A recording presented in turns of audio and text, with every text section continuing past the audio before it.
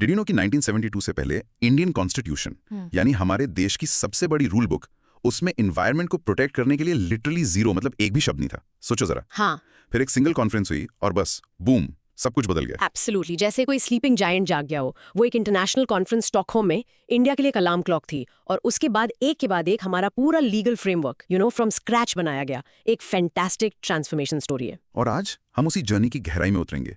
हम इस पूरे लीगल फोर्ट्रेस को एक्सप्लोर करने वाले हैं, ब्रिक बाय ब्रिक। बिल्कुल। और इससे पहले कि हम स्टार्ट करें, अगर आप यहाँ नए हैं and you love getting smarter, तो वो सब्सक्राइब बटन दबा दो, नोटिफिकेशन बेल ऑन कर लो और लाइक बटन को स्मैश कर दो। इससे हमें पता चलता है कि आपको ऐसी डीप ड्राइव्स और चाहिए। तो आज के सुपर लॉन्ग और डिटेल लेक्चर का लर्निंग मैप क्या है? पहले हम शुरू करेंगे कॉन्स्टिट्यूशनल अवेकनिंग से, कि एनवायरनमेंट हमारे कॉन्स्टिट्यूशन में घुसा कैसे।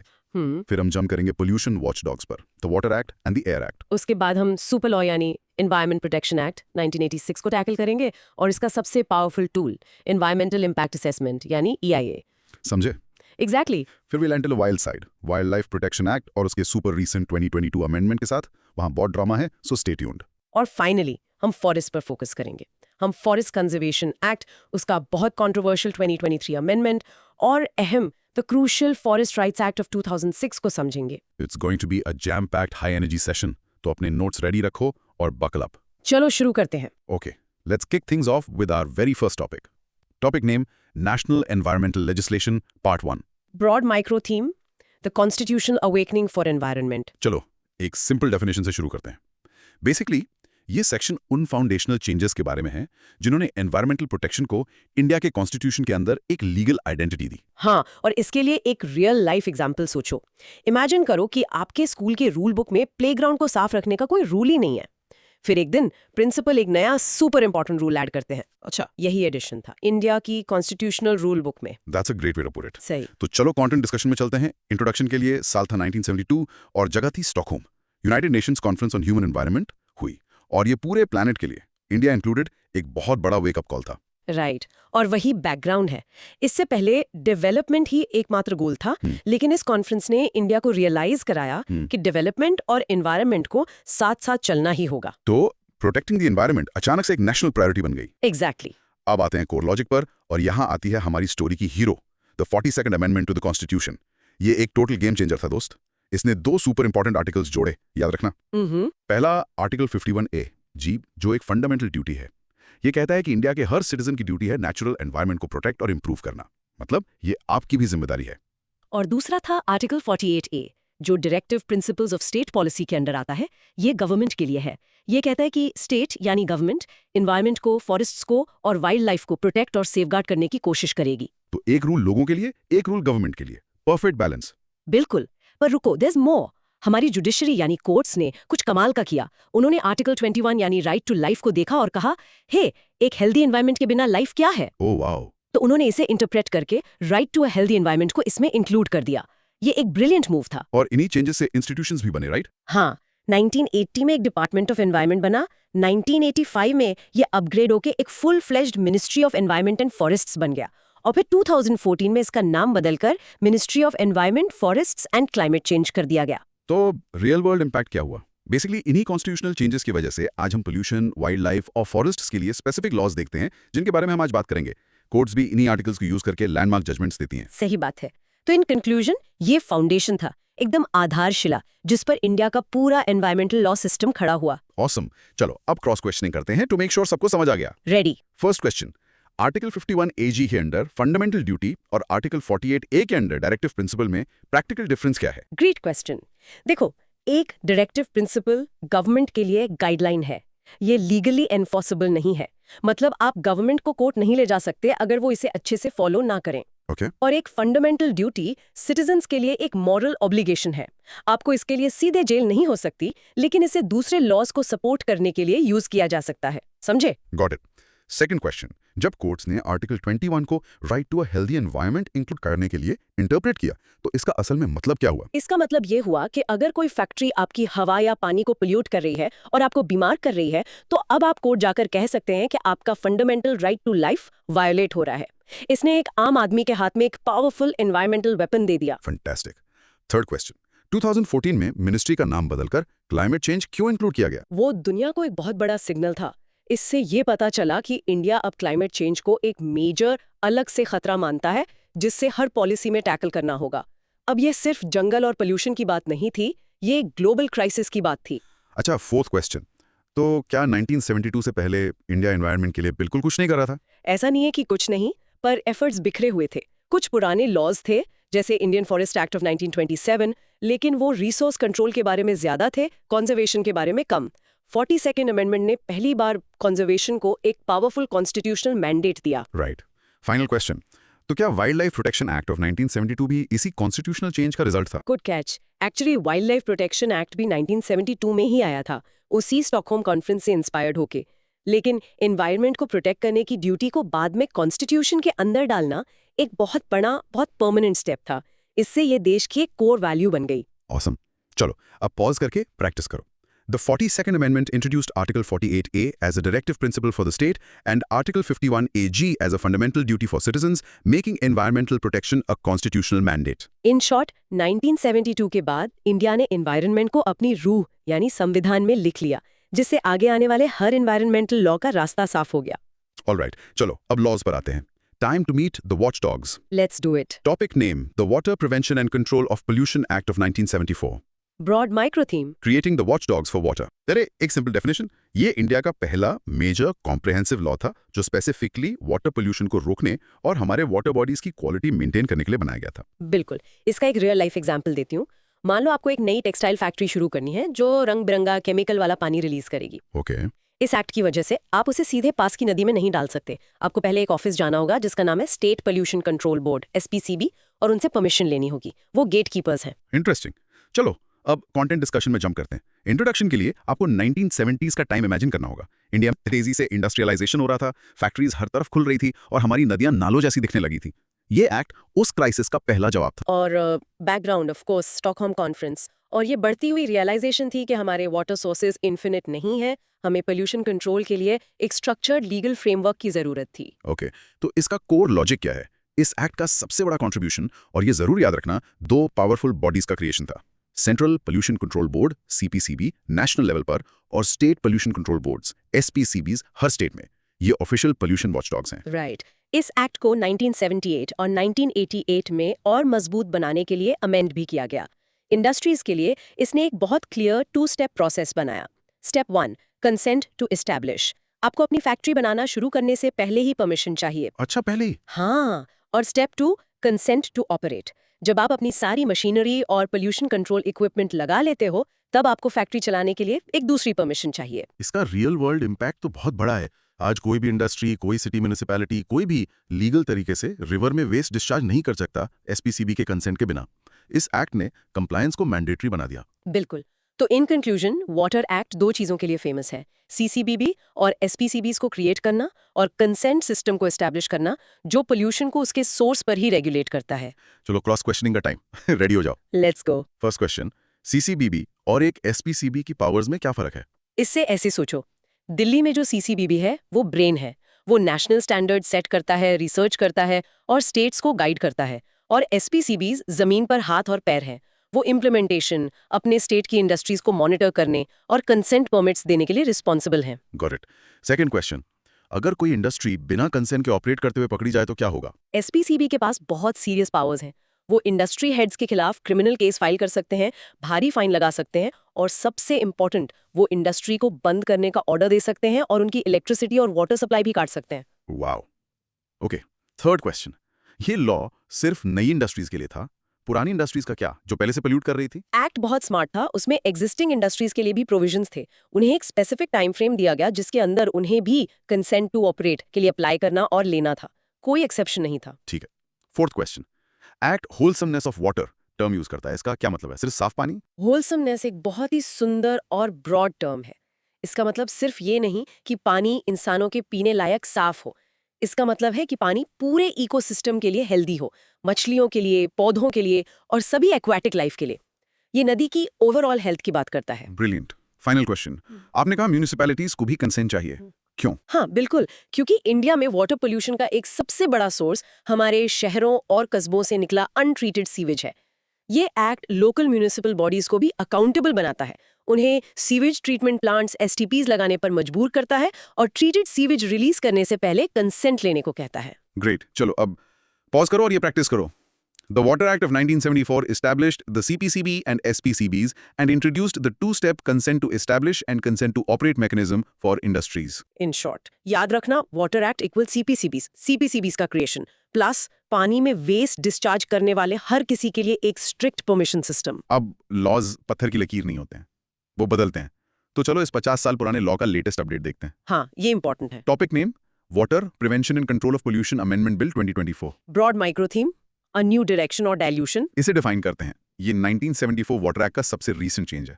इसका मेन फोकस माइनर ऑफेंसेस के लिए जेल की सजा को हटाकर सिर्फ मॉनेटरी फाइन लगाना है. इसका एक रियल लाइफ एग्जांपल ये होगा, पहले अगर एक इंडस्ट्री ओनर एक छोटी सी गलती करता, जैसे एक रिपोर्ट एक दिन लेट सबमिट की, तो थियोरेटिकली जेल का रिस्क था। अब इस अमेंडमेंट के साथ वो डर चला गया है, उन्हें बस एक फाइनेंशियल पेनल्टी देनी होगी। ओके, इसे डिस्कस करते हैं. इंट्रोडक्शन ये है कि ये गवर्नमेंट के एक बड़े ट्रेंड का हिस्सा है जिसमें ईज ऑफ डूइंग बिजनेस को प्रमोट करने के लिए इकोनॉमिक लॉज को डीक्रिमिनलाइज किया जा रहा है. और बैकग्राउंड ये है कि कुछ सर्कल्स में ये माना जाता है कि छोटी प्रोसीजरल मिस्टेक्स के लिए जेल का डर इन्वेस्टमेंट और इनोवेशन को डिस्करेज करता है। ये बिल उसी परसेप्शन को बदलने की कोशिश है। चलो कोर लॉजिक को ब्रेक डाउन करते हैं. इसमें 3 की चेंजेस हैं. पहला, जैसा हमने कहा, डीक्रिमिनलाइजेशन ऑफ माइनर ऑफेंसेस. छोटी टेक्निकल गलतियों के लिए अब जेल नहीं, सिर्फ फाइन होगा. दूसरा, एक नई exemption power. Central government CPCB से बात करने के बाद अब कुछ कैटेगरीज की इंडस्ट्रीज को एसपीसीबी से प्रायर कंसेंट लेने से छूट दे सकती है। और तीसरा, और ये बहुत बड़ा है, चेयरमैन ऑफ द एसपीसीबी. पहले स्टेट गवर्नमेंट अपने पोल्यूशन बोर्ड का हेड अपॉइंट करती थी. अब एसपीसीबी चेयरमैन के नॉमिनेशन का प्रोसेस और उनकी सर्विस की टर्म्स सेंट्रल गवर्नमेंट डिसाइड करेगी. इसका रियल वर्ल्ड इम्पैक्ट एक हॉट डिबेट है। सपोर्टर्स कहते हैं कि इससे इंडिया एक बिजनेस फ्रेंडली डेस्टिनेशन बनेगा, लेकिन क्रिटिक्स आर्ग्यू करते हैं कि ये एसपीसीबीज को कमजोर करता है, स्टेट से पावर छीनता है और कानून तोड़ने का डर कम करता है। सो इन कंक्लूजन, ये 2014 बिल एक मेजर शिफ्ट है जो ईज ऑफ डूइंग बिजनेस का एम रखता है, पर एनवायरमेंटल रेगुलेशन और फेडरलिज्म को कमजोर करने की चिंता भी पैदा करता है। ओके, चलो इसकी क्रॉस क्वेश्चनिंग से इसको और समझते हैं. फर्स्ट, माइनर ऑफेंस का एक और एग्जांपल दे सकते हैं. हाँ बिल्कुल, जैसे किसी खास रिकॉर्ड को प्रिस्क्राइब्ड फॉर्मेट में मेंटेन ना करना या अनजाने में किसी रिपोर्ट में कुछ गलत इन्फॉर्मेशन दे देना। बेसिकली ऐसी वायलेशन जिससे डायरेक्ट मेजर पोल्यूशन ना हुआ हो। सेकंड क्वेश्चन, लेकिन इससे कंपनीज को सिर्फ फाइन देके ये माइनर गलतियां बार बार करने का एनकरेजमेंट नहीं मिलेगा. यही तो डिबेट का अहम मुद्दा है। गवर्नमेंट का कहना है कि भारी फाइन काफी डिटरेंट होगा। दूसरी तरफ एनवायरमेंटल एक्टिविस्ट कहते हैं कि बड़ी कंपनीज के लिए ये फाइन सिर्फ एक छोटा कॉस्ट ऑफ डूइंग बिजनेस है और जेल का डर एक बहुत स्ट्रॉन्ग साइकोलॉजिकल डिटरेंट था। थर्ड, सेंट्रल गवर्नमेंट के एसपीसीबी चेयरमैन को अपॉइंट करने में क्या बड़ी बात है? ये फेडरलिज्म यानी सेंटर और स्टेट्स के बीच पावर डिवीजन के लिए बहुत बड़ी बात है। पोल्यूशन अक्सर एक लोकल इशू होता है। क्रिटिक्स का कहना है कि स्टेट गवर्नमेंट अपनी लोकल ज्योग्राफी और इंडस्ट्रीज को बेहतर जानती है। ये मूव पावर को दिल्ली में सेंट्रलाइज करता है और स्टेट बोर्ड्स की ऑटोनॉमी कम करता है। फोर्थ, आपके हिसाब से कौन सी इंडस्ट्रीज को प्रायर कंसेंट से एग्जेम्प्ट किया जा सकता है? बिल में स्पेसिफाई नहीं किया गया है, पर आम उम्मीद ये है कि ये नॉन पोल्यूटिंग या ग्रीन इंडस्ट्रीज के लिए हो सकता है, या शायद बहुत स्मॉल स्केल इंडस्ट्रीज के लिए, उन्हें ब्यूरोक्रेटिक हर्डल से बचाने के लिए। लेकिन एग्जैक्ट कैटेगरीज अभी डिफाइन होनी बाकी है। फिफ्थ एंड फाइनल क्वेश्चन, तो क्या ये अमेंडमेंट वाटर एक्ट को ओवरऑल कमजोर करता है? ये $1 मिलियन क्वेश्चन है। ये इस पर डिपेंड करता है कि आप किसे पूछते हैं। बिजनेस के पर्सपेक्टिव से ये चीजों को आसान बनाता है। स्ट्रिक्ट एनवायरमेंटल रेगुलेशन के पर्सपेक्टिव से ये ओरिजिनल एक्ट के कुछ सबसे तेज दांत निकाल देता है। इसका फाइनल इम्पैक्ट कुछ साल के इम्प्लीमेंटेशन के बाद ही साफ होगा। ओके, ये कॉम्प्लेक्स है, पॉज करके इसे प्रैक्टिस करो. The 2024 water amendment bill decriminalizes minor offenses, centralizes the appointment of the SPCB chairman, and aims to improve the ease of doing business. In short, the 2024 bill एक classic business versus environment debate है जो stricter enforcement के बदले एक industry friendly approach ला रहा है। Okay, हमने पानी कवर कर लिया. अब चलो आसमान की तरफ देखते हैं. चलिए, topic name the air prevention and control of pollution act of 1981. Broad micro theme, the watchdogs look up. एक क्विक डेफिनेशन, जैसे वाटर एक्ट पानी के लिए था, एयर एक्ट इंडिया का पहला कॉम्प्रहेंसिव लॉ था जो एयर पोल्यूशन को कंट्रोल करने के लिए डिजाइन किया गया था. सिंपल. और एक रियल लाइफ एग्जांपल, अगर आप एक बड़े शहर में रहते हैं और सर्दियों में अचानक बहुत स्मॉग हो जाता है, तो एसपीसीबी इसी एक्ट की पावर्स यूज करके फैक्ट्रीज के एमिशंस चेक कर सकती है और गाड़ियों के लिए स्ट्रिक्टर पोल्यूशन नॉर्म्स एनफोर्स कर सकती हैं, जैसे पीयूसी, पोल्यूशन अंडर कंट्रोल. चलो कंटेंट डिस्कशन में चलते हैं। इंट्रोडक्शन के लिए वाटर एक्ट की सक्सेस और उसके फ्रेमवर्क के बाद ये एक लॉजिकल नेक्स्ट स्टेप था कि एयर पोल्यूशन के लिए भी एक सिमिलर लॉ बनाया जाए जो इंडियन सिटीज में एक सीरियस हेल्थ हैजार्ड बन रहा था। बैकग्राउंड एक बार फिर स्टॉकहोम कॉन्फ्रेंस है जिसने हर तरह के पोल्यूशन पर एक्शन लेने को कहा था। इंडिया अपने इंटरनेशनल कमिटमेंट्स पूरे कर रहा था। तो इसका कोर लॉजिक क्या है? गवर्नमेंट ने एक बहुत स्मार्ट और एफिशिएंट मूव किया। एक पूरा नया सेट ऑफ बॉडीज बनाने के बजाय इस एक्ट ने एयर पोल्यूशन कंट्रोल की पावर्स एग्जिस्टिंग सीपीसीबी और एसपीसीबी और ही दे दी। कोई नई ब्यूरोक्रेसी नहीं। कूल ना? हाँ बिल्कुल। इसने वाटर एक्ट की तरह ही एक परमिट सिस्टम भी एस्टैब्लिश किया। Designated air pollution control areas में ऑपरेट करने वाली इंडस्ट्रीज को एसपीसीबी से कंसेंट लेना पड़ता था। एसपीसीबीज को इंडस्ट्रीज और ऑटोमोबाइल्स के लिए इमिशन स्टैंडर्ड सेट करने की पावर भी दी गई। लेकिन असली जादू 1988 के अमेंडमेंट में हुआ। ये सुपर इंपॉर्टेंट था। पहला, इसने एसपीसीबी सीपीसीबी को एक पोल्यूटिंग इंडस्ट्री को डायरेक्ट क्लोजर ऑर्डर देने की पावर दी। इससे पहले उन्हें कोर्ट जाना पड़ता था, जो बहुत स्लो प्रोसेस था। दूसरा, इसने सिटीजन सूट प्रोविजन इंट्रोड्यूस किया। ये रेवोल्यूशनरी था। इसका मतलब था कि अब कोई भी आम नागरिक या एनजीओ एक पोल्यूटर के खिलाफ सीधे कोर्ट में केस फाइल कर सकता था। इससे इंडिया में एनवायरमेंटल एक्टिविज्म को बहुत बड़ा बूस्ट मिला। और तीसरा, एक बहुत इंटरेस्टिंग चीज, अमेंडमेंट ने एयर पोल्यूटेंट की डेफिनेशन को एक्सपैंड करके उसमें नॉइज को भी इंक्लूड कर दिया। तो अचानक नॉइज पोल्यूशन भी इस एक्ट के कंट्रोल में आ गया। सही बात है। और रियल वर्ल्ड इम्पैक्ट तो हम रोज देखते हैं। आपकी बाइक या कार के लिए पीयूसी चेक और फेस्टिवल्स के दौरान लाउड स्पीकर के नॉइज पर लिमिट्स, ये सब इसी एक्ट की देन है। इन कंक्लूजन, एयर एक्ट ने सीपीसीबी सीपीसीबी का रोल हवा तक एक्सटेंड किया और उसके 1988 अमेंडमेंट ने अथॉरिटीज और सिटीजन्स दोनों को एम्पावर किया। Ready for cross questioning? Let's go. चलिए। फर्स्ट क्वेश्चन, नॉइज को एयर एक्ट में क्यों डाला गया? एक अलग नॉइज एक्ट नहीं बन सकता था? शायद ये लेजिस्लेटिव एफिशिएंसी के लिए था। नॉइस एक मीडियम यानी हवा से ट्रैवल करती है, तो साइंटिफिकली ये लॉजिकल था कि उसे एक पोल्यूटेंट क्लासिफाई किया जाए जो एयर एनवायरनमेंट की क्वालिटी को अफेक्ट करता है। इससे एक पूरा नया लॉ और एनफोर्समेंट मशीनरी बनाने की जरूरत नहीं पड़ी। Good point. Second question, citizen suit provision का कोई रियल लाइफ एग्जांपल दे सकते हैं एक्शन में? बिल्कुल। इमेजिन करो आपके पड़ोस में एक फैक्ट्री है जो रात भर जोर जोर से मशीन चलाती है, या एक बैंक्वेट हॉल है जो रात 10 बजे के बाद भी लाउड म्यूजिक बजाता है। आप एक सिटीजन के नाते पहले एसपीसीबी को नोटिस दे सकते हो।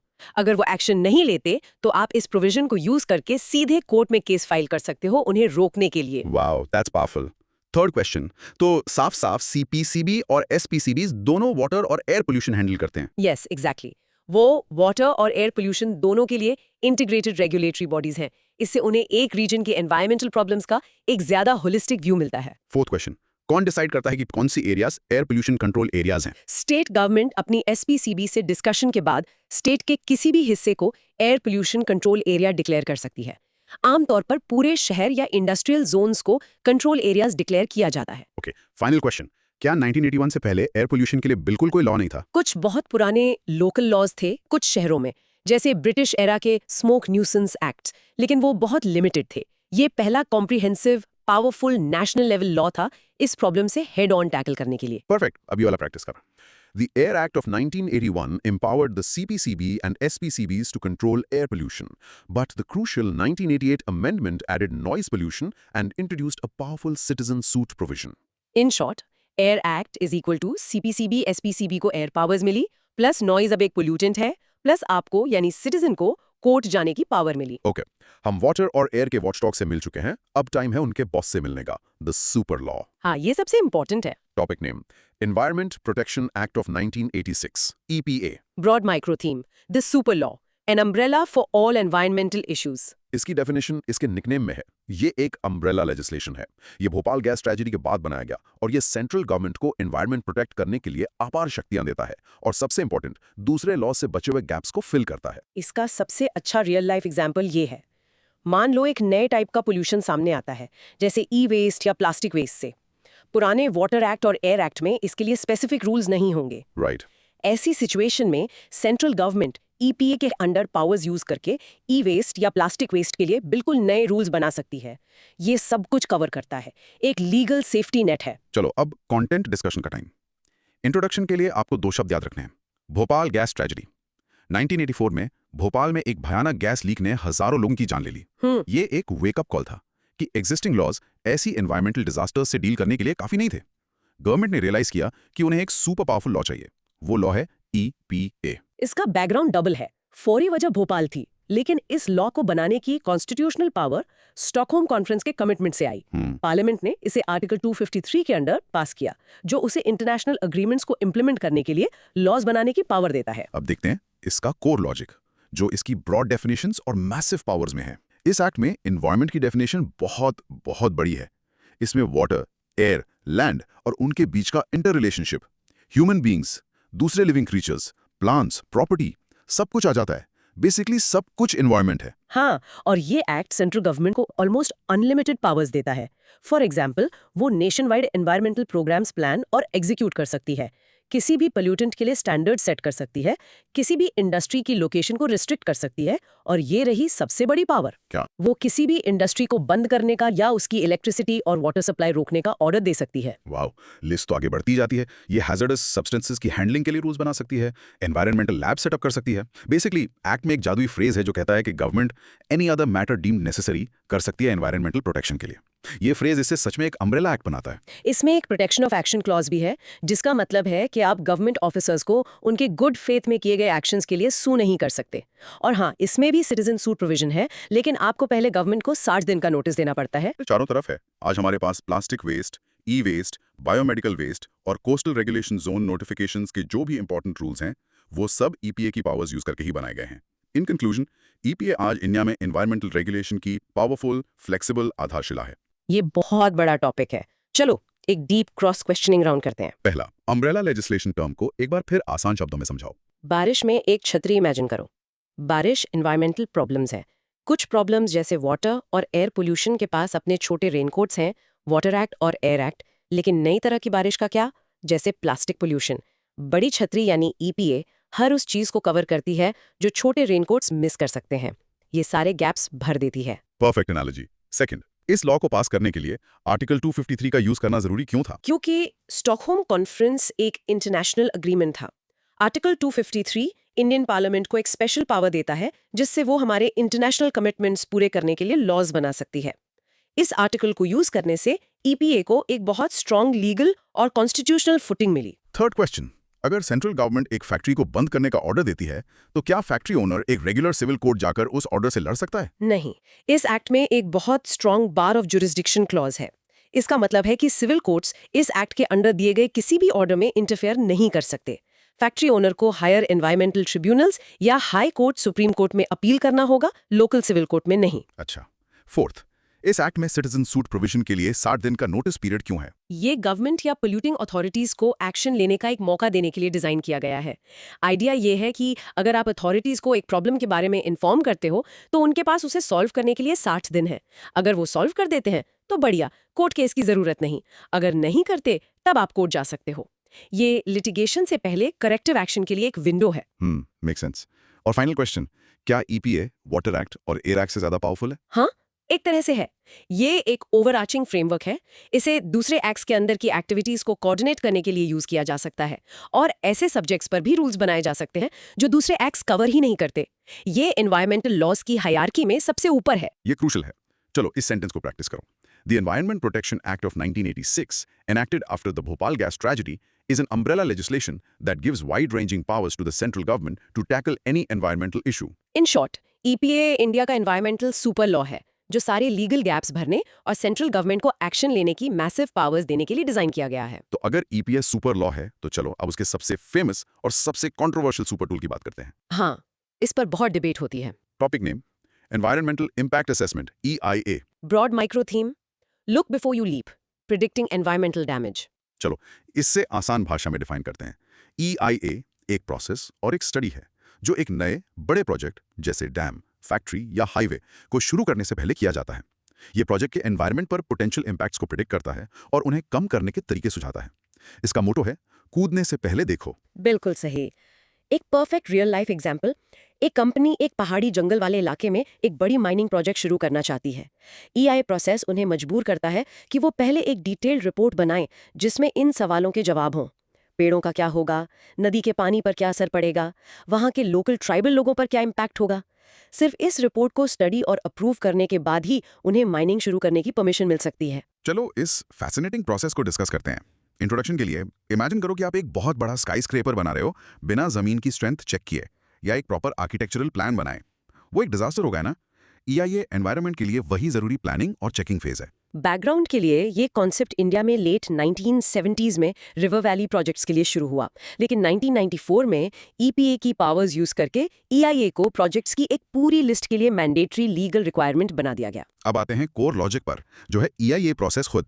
ये एक साइकिल है जिसमें कई स्टेप्स हैं। स्टेप 1 है स्क्रीनिंग, ये डिसाइड करना कि एक प्रोजेक्ट को EIA की जरूरत है भी या नहीं। स्टेप 2 है स्कोपिंग, ये डिसाइड करना कि कौन कौन से इंपैक्ट्स को स्टडी करना है।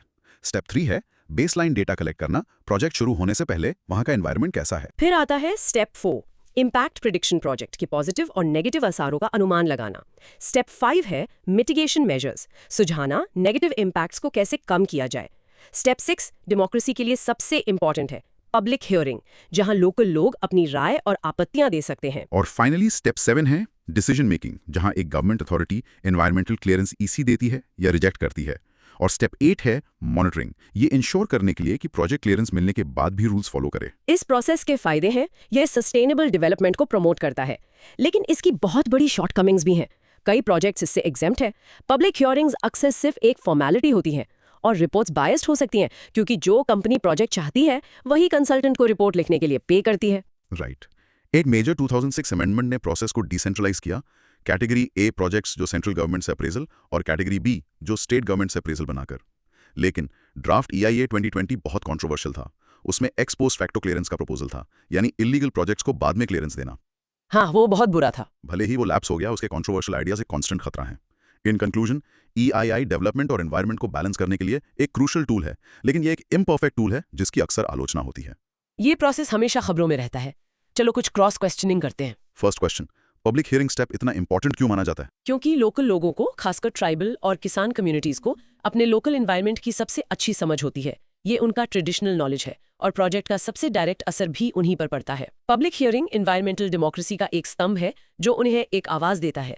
सेकंड क्वेश्चन, आपने कहा EIA रिपोर्ट बायस्ड हो सकती है, वो कैसे होता है? इससे एक clear conflict of interest create होता है। जो कंपनी प्रोजेक्ट बनाना चाहती है वही उस एनवायरमेंटल कंसल्टेंट को हायर और पे करती है जो EIA रिपोर्ट लिखता है।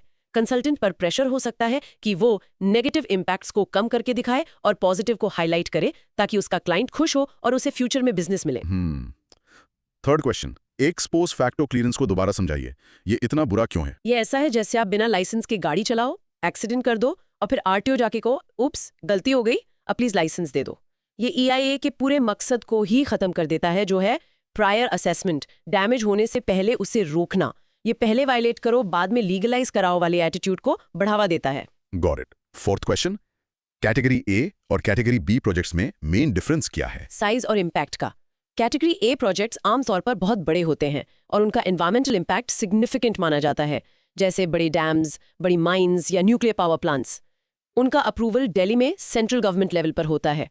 कैटेगरी B प्रोजेक्ट्स थोड़े छोटे होते हैं और उनका अप्रूवल स्टेट गवर्नमेंट लेवल पर होता है। फाइनल क्वेश्चन, क्या एक आम आदमी एक टिपिकल EIA रिपोर्ट को आसानी से समझ सकता है? बिल्कुल नहीं, और ये एक बहुत बड़ी कमी है। ये रिपोर्ट्स अक्सर हजारों पेजेस लंबी होती हैं, टेक्निकल jargon और कॉम्प्लेक्स डेटा से भरी हुई। इससे एक लोकल किसान या ट्राइबल इंसान के लिए रिपोर्ट को समझना और पब्लिक हियरिंग में अच्छे से पार्टिसिपेट करना लगभग इम्पॉसिबल हो जाता है। राइट। चलो इस इंपॉर्टेंट कॉन्सेप्ट को प्रैक्टिस करते हैं। ये कहने की कोशिश करो, एनवायरमेंटल इम्पैक्ट असेसमेंट और EIA is a mandatory process under the EPA to evaluate a project's environmental consequences before it gets environmental clearance. In short, EIA नए प्रोजेक्ट्स के लिए एनवायरमेंटल हेल्थ चेकअप है, लेकिन इस प्रोसेस को खुद कई बीमारियां हैं जिन्हें ठीक करने की जरूरत है। ओके, हमने एनवायरमेंट इन जनरल की बात कर ली। अब चलो उसके सबसे खूबसूरत बाशिंदों पर फोकस करते हैं, wildlife. My favourite topic. Topic name, wildlife protection act of 1972, WPA, broad micro theme, the legal shield for India's flora and fauna. चलो इसे डिफाइन करते हैं। ये इंडिया का फाउंडेशनल और सबसे इंपॉर्टेंट लॉ है जो जंगली जानवरों और पौधों को प्रोटेक्ट करता है, उनके हैबिटेट्स को मैनेज करता है और वाइल्ड लाइफ प्रोडक्ट्स के ट्रेड को रेगुलेट करता है। एक सिंपल सा रियल लाइफ एग्जांपल, अगर कोई गैर कानूनी तरीके से एक टाइगर का शिकार करता है तो उसे इस एक्ट के अंदर सख्त सजा, जेल भी हो सकती है। एक और एग्जांपल, आप जंगल से एक तोता पकड़कर उसे पालतू नहीं बना सकते क्योंकि इंडियन बर्ड स्पीशीज इस लॉ से प्रोटेक्टेड है। Time for the content discussion. Introduction के लिए आपको एक ऐसा टाइम इमेजिन करना होगा जब शिकार करना रॉयल्टी और अमीर लोगों के लिए एक स्पॉट था और जानवरों की खाल बेचना एक आम बिजनेस था।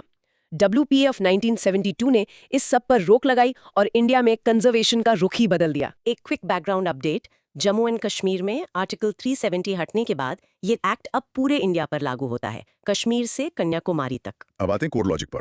इस एक्ट का दिल और आत्मा है इसके शेड्यूल्स। ये एक्ट स्पीशीज को 6 अलग-अलग शेड्यूल्स में डिवाइड करता है। हर एक में अलग लेवल की प्रोटेक्शन है। शेड्यूल 1 और शेड्यूल 2 के पार्ट 2 में लिस्टेड स्पीशीज को एब्सोल्यूट प्रोटेक्शन मिलती है। उन्हें नुकसान पहुंचाने पर सबसे कड़ी सजा है। सोचो, tiger, elephant, lion tailed macaque. और दूसरी तरफ है शेड्यूल 5, जिसमें वर्मिन लिस्टेड है, जैसे कौवे और फ्रूट बैट्स, जिन्हें मारा जा सकता है क्योंकि वो पेस्ट्स माने जाते हैं। सो ये एक्ट हंटिंग को पूरी तरह बैन करता है? हाँ, शेड्यूल्स आई और IV के किसी भी जानवर का शिकार करना कंप्लीटली बैंड है। बहुत कम एक्सेप्शंस हैं, जैसे सेल्फ डिफेंस में, या अगर कोई खास जानवर इंसानी जिंदगी के लिए खतरा बन जाए, और उसके लिए भी चीफ वाइल्ड लाइफ वार्डन से परमिशन चाहिए। और इस एक्ट ने प्रोटेक्टेड एरियाज का कॉन्सेप्ट भी बनाया, राइट? बिल्कुल, इसने 5 तरह के प्रोटेक्टेड एरियाज डिफाइन किए। वाइल्ड लाइफ सैंक्चुरीज, जहां प्रोटेक्शन है पर कुछ रेगुलेटेड ह्यूमन एक्टिविटीज अलाउड हैं, और नेशनल पार्क्स, जहां सबसे ज्यादा प्रोटेक्शन है और लगभग कोई ह्यूमन एक्टिविटी अलाउड नहीं है। और बाकी 3? फिर है कंजर्वेशन रिजर्व्स, एग्जिस्टिंग पार्क्स के पास गवर्नमेंट लैंड पर, और कम्युनिटी रिजर्व्स, प्राइवेट या कम्युनिटी लैंड पर, और आखिर में टाइगर रिजर्व्स, जो प्रोजेक्ट टाइगर के अंडर स्पेसिफिकली टाइगर कंजर्वेशन के लिए बनाए जाते हैं। इसने कुछ पावरफुल बॉडीज भी बनाई। हाँ, जैसे national board for wild life, जिसके चेयर प्राइम मिनिस्टर होते हैं, और नेशनल टाइगर कंजर्वेशन अथॉरिटी। इसका रियल वर्ल्ड इम्पैक्ट है इंडिया में आज मौजूद 900 से ज्यादा नेशनल पार्क्स और सैंक्चुरीज का network. In conclusion, WPA 1972 India में वाइल्ड लाइफ कंजर्वेशन की आधारशिला है। चलो क्रॉस क्वेश्चनिंग राउंड से इन कॉन्सेप्ट्स को क्रिस्टल क्लियर करते हैं। Let's do it. First question, national park और वाइल्ड लाइफ सैंक्चुरी में प्रैक्टिकल डिफरेंस क्या है? प्रोटेक्शन का लेवल। एक नेशनल पार्क को एक बहुत सख्त नियम वाला किला समझो, वहां पशु चराने जैसी एक्टिविटीज बिल्कुल अलाउड नहीं है। एक वाइल्ड लाइफ सैंक्चुरी भी एक प्रोटेक्टेड किला है, लेकिन वहां लोकल लोगों के कुछ राइट्स रेगुलेटेड तरीके से जारी रह सकते हैं। नेशनल पार्क का लीगल स्टेटस ज्यादा ऊंचा है। सेकंड क्वेश्चन, क्या एक स्टेट गवर्नमेंट किसी भी जानवर को वर्मिन डिक्लेयर कर सकती है? नहीं, एक जानवर को जो शेड्यूल 1 या 2 में ना हो, एक खास एरिया और खास टाइम के लिए वर्मिन डिक्लेयर करने की पावर सिर्फ सेंट्रल गवर्नमेंट के पास है। स्टेट रिक्वेस्ट कर सकती है, लेकिन फाइनल नोटिफिकेशन सेंटर से ही आता है। Third, national board for wild life NBWL को प्राइम मिनिस्टर क्यों चेयर करते हैं? ये वाइल्ड लाइफ कंजर्वेशन को दी गई हाई लेवल की पॉलिटिकल इंपॉर्टेंस दिखाता है। जब PM मीटिंग चेयर करते हैं तो डिसीजन सीरियसली लिए जाते हैं, और डिफरेंट मिनिस्ट्रीज जैसे एनवायरनमेंट, डिफेंस, रोड्स के बीच कोऑर्डिनेशन आसान हो जाता है, खासकर जब बड़े प्रोजेक्ट्स प्रोटेक्टेड एरियाज के पास से निकलने होते हैं। फोर्थ क्वेश्चन, कम्युनिटी रिजर्व का आइडिया क्या है? ये बॉटम अप कंजर्वेशन का एक बेहतरीन एग्जाम्पल है। अगर एक गांव या कम्युनिटी के पास अपनी जमीन पर एक जंगल का टुकड़ा है जिसमें वाइल्ड लाइफ है, तो वह स्वेच्छा से उसे कम्युनिटी रिजर्व डिक्लेयर कर सकते हैं। इसका मतलब कम्युनिटी खुद उसकी रक्षा करेगी, गवर्नमेंट से लीगल बैकिंग के साथ। ये लोकल लोगों को एम्पावर करता है। फाइनल क्वेश्चन, उन लोगों का क्या होता है जो एक एरिया में पहले से रह रहे हैं, उसके नेशनल पार्क डिक्लेयर होने से पहले? गवर्नमेंट को पहले उनके राइट्स को लीगली सेटल करना पड़ता है। इसमें उन्हें ऑल्टरनेट लैंड या कॉम्पेंसेशन देकर रीलोकेट करना शामिल हो सकता है। एक एरिया के नेशनल पार्क नोटिफाई होने के बाद कोई नए राइट्स क्रिएट नहीं हो सकते। ये एक कॉम्प्लेक्स और अक्सर सेंसिटिव प्रोसेस है। This is so important. Okay, इसे रिपीट करो। The wild life protection act of 1972 categorizes species into different schedules for protection and establishes a network of protected areas like national parks and sanctuaries.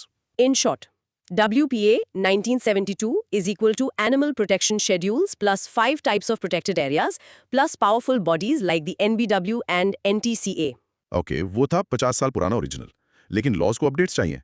तो चलो अब इसके बिल्कुल नए और बहुत कंट्रोवर्शियल अमेंडमेंट की बात करते हैं। हाँ, इस पर ध्यान देना जरूरी है। Topic name, wildlife protection amendment act 2022। Broad micro theme: updating the shield, aligning with global norms and raising new concerns. चलो इसकी डेफिनेशन से शुरू करते हैं। ये WPA 1972 का लेटेस्ट अपडेट है। इसके मेन गोल्स हैं इंडिया के लॉ को एक इंटरनेशनल ट्रीटी साइट्स के साथ अलाइन करना, शेड्यूल्स को आसान बनाना और वाइल्ड लाइफ मैनेजमेंट को बेहतर करना। इसका रियल लाइफ एग्जाम्पल, इस अमेंडमेंट से पहले इंडिया में फॉरेन एक्सोटिक एनिमल्स जैसे मकाओ तोता या इग्वाना का ट्रेड एक लीगल ग्रे एरिया में था। ये अमेंडमेंट साइट्स के रूल्स को इम्प्लीमेंट करके इस इंटरनेशनल ट्रेड को ठीक से रेगुलेट करता है। Time for the content discussion. Introduction simple है, वक्त के साथ लॉज को बदलना पड़ता है। ये 2022 का अमेंडमेंट एक 50 साल पुराने एक्ट को मॉडर्न चैलेंजेस के लिए तैयार करने की एक कोशिश है। यहाँ में बैकग्राउंड स्टोरी है। साइट्स, जिसका फुल फॉर्म है convention on international trade in endangered species of wild fauna and flora, India ने इस ट्रीटी को बहुत पहले साइन किया था, लेकिन इसके प्रोविजंस को अपने डोमेस्टिक लॉ में अच्छे से शामिल करना जरूरी था। तो इसके कोर लॉजिक और की चेंजेस क्या हैं? पहला, साइट्स इंप्लीमेंटेशन। एक्ट अब एक मैनेजमेंट अथॉरिटी बनाएगा जो ट्रेड के लिए परमिट्स देगी, और एक साइंटिफिक अथॉरिटी जो एडवाइस देगी, बिल्कुल जैसा साइट्स कहता है। दूसरा, रैशनलाइजेशन ऑफ शेड्यूल्स। पुराने 6 शेड्यूल्स को कम करके 4 कर दिया गया है। शेड्यूल 1 हाईएस्ट प्रोटेक्शन के लिए, शेड्यूल 2 कम प्रोटेक्शन के लिए, शेड्यूल 3 पौधों के लिए और शेड्यूल 4 साइट्स में लिस्टेड स्पीसीज के लिए। वर्मिन का अलग शेड्यूल खत्म कर दिया गया है। लेकिन इसकी आलोचना हुई है। हाँ, इसकी आलोचना हुई है कि ये अनसाइंटिफिक है, क्योंकि बहुत अलग जरूरतों वाले जानवर जैसे टाइगर और जैकल अब एक ही शेड्यूल में है। एक पॉजिटिव चेंज भी है। हाँ, इन्वेसिव एलियन स्पीशीज को इंट्रोड्यूस करना। पहली बार लॉ उन्हें डिफाइन करता है और सेंट्रल गवर्नमेंट अब उनके इंपोर्ट और फैलाव को कंट्रोल कर सकती है। ये हमारे नेटिव इकोसिस्टम्स के लिए एक बड़ी जीत है। लेकिन अब आते हैं सबसे कंट्रोवर्शियल चेंज पर, transfer of elephants. Amendment captive elephants को रिलीजियस और एनी अदर पर्पसेस के लिए ट्रांसफर करने की अनुमति देता है। और क्रिटिसिज्म ये है कि एनी अदर पर्पसेस फ्रेज बहुत ही वेग है और इसका गलत इस्तेमाल एलिफेंट्स के कमर्शियल ट्रेड को छुपाने के लिए हो सकता है, जिससे उनकी प्रोटेक्शन कमजोर हो सकती है। इसका रियल वर्ल्ड इम्पैक्ट मिक्स्ड है। ये एक्सोटिक पेट ट्रेड को रेगुलेट करेगा, लेकिन ह्यूमन वाइल्ड लाइफ कॉन्फ्लिक्ट भी बढ़ा सकता है, क्योंकि वाइल्ड पिग जैसे जानवरों को शेड्यूल आई में डाल दिया गया है, जिससे उनकी कलिंग किसानों के लिए बहुत मुश्किल हो गई है। तो इन कंक्लूजन 2022 अमेंडमेंट एक मिक्स बैग है। साइट्स को इंप्लीमेंट करके अच्छा काम करता है, पर दूसरे प्रोविजंस पर सीरियस कंसर्न्स है। ये अमेंडमेंट बहुत कॉम्प्लेक्स है। चलो क्रॉस क्वेश्चनिंग करते हैं। फर्स्ट, साइट्स को बहुत आसान शब्दों में क्या कहेंगे? इसे देशों के बीच एक ग्लोबल अग्रीमेंट समझो। ये एक वर्ल्ड क्लब जैसा है, जहां सब मेंबर्स एग्री करते हैं कि वो इंडेंजर्ड जानवरों और पौधों जैसे हाथी दांत या गेंडे का सींग का इंटरनेशनल ट्रेड नहीं होने देंगे, ताकि वो ट्रैफिकिंग की वजह से विलुप्त ना हो जाए। सेकंड, अगर वर्मिन शेड्यूल चला गया तो क्या अब कोई जानवर वर्मिन डिक्लेयर नहीं हो सकता? नहीं, पावर अभी भी है, बस अलग से लिस्ट शेड्यूल 5 हटा दी गई है। सेंट्रल गवर्नमेंट अभी भी एक नोटिफिकेशन से किसी स्पीशीज को एक खास एरिया में वर्मिन डिक्लेयर कर सकती है, लेकिन वो प्रोसेस अब नए शेड्यूल स्ट्रक्चर के अंडर होगा। थर्ड, एलिफेंट्स को रिलीजियस पर्पसेस के लिए ट्रांसफर करने का प्रोविजन क्यों डाला गया? गवर्नमेंट की तरफ से आर्गुमेंट ये था कि मंदिरों और धार्मिक संस्थानों को अपनी सेरेमनीज और जुलूस के लिए एलिफेंट्स ट्रांसफर करना जरूरी है, जो हमारी संस्कृति का हिस्सा है। लेकिन एक्टिविस्ट को डर है कि इस रिलीजियस टैग के पीछे इलीगल ट्रेड शुरू हो सकता है। फोर्थ, इंडिया में इन्वेजिव एलियन स्पीशीज का एक एग्जाम्पल दो। एक क्लासिक एग्जाम्पल है लंटाना कैमेरा नाम का पौधा। ये खूबसूरत फूलों वाली एक झाड़ी है, जिसे इंडिया लाया गया था, पर अब ये जंगल की आग की तरह फैल चुकी है। जंगल की जमीन को बर्बाद कर रही है और नेटिव पौधों को नुकसान पहुंचा रही है। Right. Final question, wild pigs को शेड्यूल 1 में डालने में क्या प्रॉब्लम है? क्या उन्हें प्रोटेक्शन नहीं मिलनी चाहिए? एक किसानों की तरफ से एक बड़ा क्रिटिसिज्म है। जबकि वाइल्ड पिग्स नेटिव हैं, उनकी पॉपुलेशन बहुत तेजी से बढ़ सकती है और वो फसलों को बहुत ज्यादा नुकसान पहुंचाते हैं। उन्हें शेड्यूल आई में डालने से उन्हें टाइगर जितनी प्रोटेक्शन मिल जाती है, जिससे फॉरेस्ट डिपार्टमेंट्स के लिए उनकी कलिंग परमिट करना लगभग इम्पॉसिबल हो जाता है। इससे ह्यूमन वाइल्ड लाइफ कॉन्फ्लिक्ट बढ़ सकता है। Got it. चलो इसे प्रैक्टिस करते हैं। The WPA Amendment of 2022 implements sites and rationalizes schedules, but is criticized for the vague elephant transfer provision and for potentially increasing human-wildlife conflict. In short, 2022 amendment is equal to sites rules plus come schedules plus नई problems जैसे elephant transfer loophole। Wild पर बहुत बात हो गई, अब चलो इनके घरों यानी जंगलों पर ध्यान देते हैं। हाँ, ये भी उतना ही जरूरी है। Topic name, forest conservation act 1980। Broad micro theme, the gatekeeper of India's forests. इसे डिफाइन करते हैं। ये एक बहुत छोटा पर एक्सट्रीमली पावरफुल लॉ है, जिसका मेन ऑब्जेक्टिव फॉरेस्ट लैंड को नॉन फॉरेस्ट पर्पसेस जैसे डैम्स, रोड्स या माइंस बनाने के लिए डाइवर्ट होने से रोकना है। एक रियल लाइफ एग्जाम्पल, अगर एक कंपनी एक नया हाईवे बनाना चाहती है जो एक रिजर्व्ड फॉरेस्ट से गुजरता है, तो वो बस पेड़ काटना शुरू नहीं कर सकती। इस एक्ट की वजह से उन्हें पहले दिल्ली में सेंट्रल गवर्नमेंट से अप्रूवल लेना होगा। ये एक्ट सेंट्रल गवर्नमेंट को फॉरेस्ट लैंड का अल्टीमेट गेटकीपर बनाता है। Time for the content discussion. Introduction के लिए 1980 से पहले स्टेट गवर्नमेंट्स के पास फॉरेस्ट को डी रिजर्व करके दूसरे कामों के लिए देने की पावर थी। इससे डिफॉरेस्टेशन की रेट बहुत ज्यादा थी। ये एक्ट उसी को रोकने के लिए लाया गया। इसका बैकग्राउंड ये है कि फॉरेस्ट्स को 42nd अमेंडमेंट से स्टेट लिस्ट से कंकरेंट लिस्ट में मूव कर दिया गया था। इससे सेंट्रल गवर्नमेंट को फॉरेस्ट पर लॉज बनाने की पावर मिली, जिसे उसने इस लॉ को बनाने के लिए यूज किया। इस एक्ट का कोर लॉजिक बहुत सिंपल और स्ट्रिक्ट है। इसमें बस कुछ ही सेक्शंस हैं, पर वो बहुत पावरफुल हैं। ये कहता है कि कोई भी स्टेट गवर्नमेंट या कोई और अथॉरिटी सेंट्रल गवर्नमेंट के प्रायर अप्रूवल के बिना किसी फॉरेस्ट को डी रिजर्व करने या किसी फॉरेस्ट लैंड को किसी नॉन फॉरेस्ट पर्पस के लिए यूज करने का ऑर्डर नहीं दे सकती। और नॉन फॉरेस्ट पर्पस की डेफिनेशन है फॉरेस्ट्री के अलावा कुछ भी, जैसे चाय, कॉफी, रबर की खेती या कोई भी प्रोजेक्ट बनाना। इस एक्ट ने एक एडवाइजरी कमेटी भी बनाई जो सेंट्रल गवर्नमेंट को इन प्रपोजल्स पर डिसीजन लेने में हेल्प करती है। इसका रियल वर्ल्ड इम्पैक्ट इमीडिएट और ड्रास्टिक था। 1980 के बाद इंडिया में डिफॉरेस्टेशन की रेट तेजी से गिरी। ये एक्ट देश के सबसे इफेक्टिव एनवायरमेंटल लेजिस्लेशंस में से एक रहा है। In conclusion, forest conservation act of 1980 एक स्ट्रॉन्ग सेंट्रलाइजिंग लॉ है जिसने इंडिया के फॉरेस्ट कवर को प्रोटेक्ट करने में बहुत अहम भूमिका निभाई है। चलो इस पर एक क्विक क्रॉस क्वेश्चनिंग करते हैं। First question, power state government से क्यों छीन ली गई? क्योंकि ये देखा गया था कि स्टेट गवर्नमेंट्स पर अक्सर लोकल पॉलिटिकल डिमांड्स पूरी करने के लिए फॉरेस्ट लैंड को डेवलपमेंट प्रोजेक्ट्स या खेती के लिए डाइवर्ट करने का प्रेशर होता था। इससे बहुत ज्यादा डिफॉरेस्टेशन हो रहा था।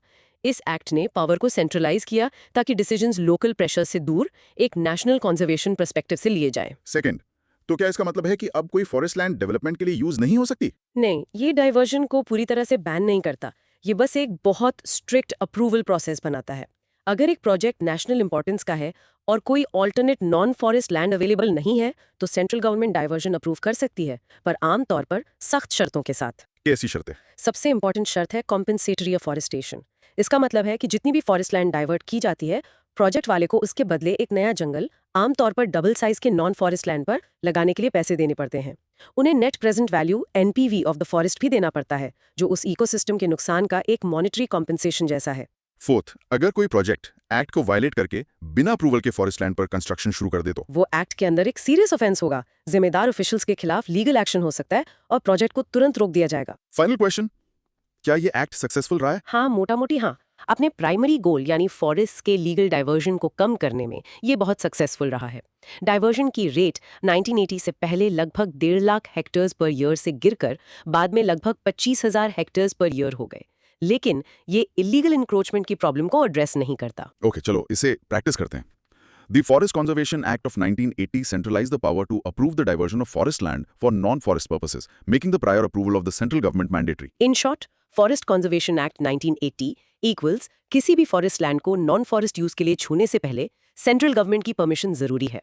और बाकी लॉस की तरह इसका भी एक बहुत रीसेंट और हाईली कंट्रोवर्शियल अमेंडमेंट है। हाँ, ये बहुत चर्चा में रहा है। Topic name? Forest conservation amendment act 2023, broad micro theme, redefining forest and raising alarms. चलो इसे डिफाइन करते हैं। ये 2023 अमेंडमेंट 1980 के एक्ट में सिग्निफिकेंट चेंजेस करता है। इसका मेन मकसद ये क्लैरिफाई करना है कि एक्ट किन लैंड्स पर अप्लाई होता है और कुछ तरह के प्रोजेक्ट्स को प्रायर अप्रूवल लेने से छूट देना है। एक रियल लाइफ एग्जांपल, एक ऐसी जमीन इमेजिन करो जहां पे बहुत सारे पेड़ हैं पर वो गवर्नमेंट रिकॉर्ड्स में ऑफिशियली फॉरेस्ट के तौर पे दर्ज नहीं है। इस अमेंडमेंट के बाद ये मुमकिन है कि वो जमीन अब फॉरेस्ट कंजर्वेशन एक्ट से प्रोटेक्टेड ना रहे। ऐसे ही इंटरनेशनल बॉर्डर के पास सिक्योरिटी रिलेटेड प्रोजेक्ट बनाना अब बहुत आसान हो जाएगा क्योंकि उसे फॉरेस्ट क्लियरेंस नहीं लगेगी। Time for the content discussion.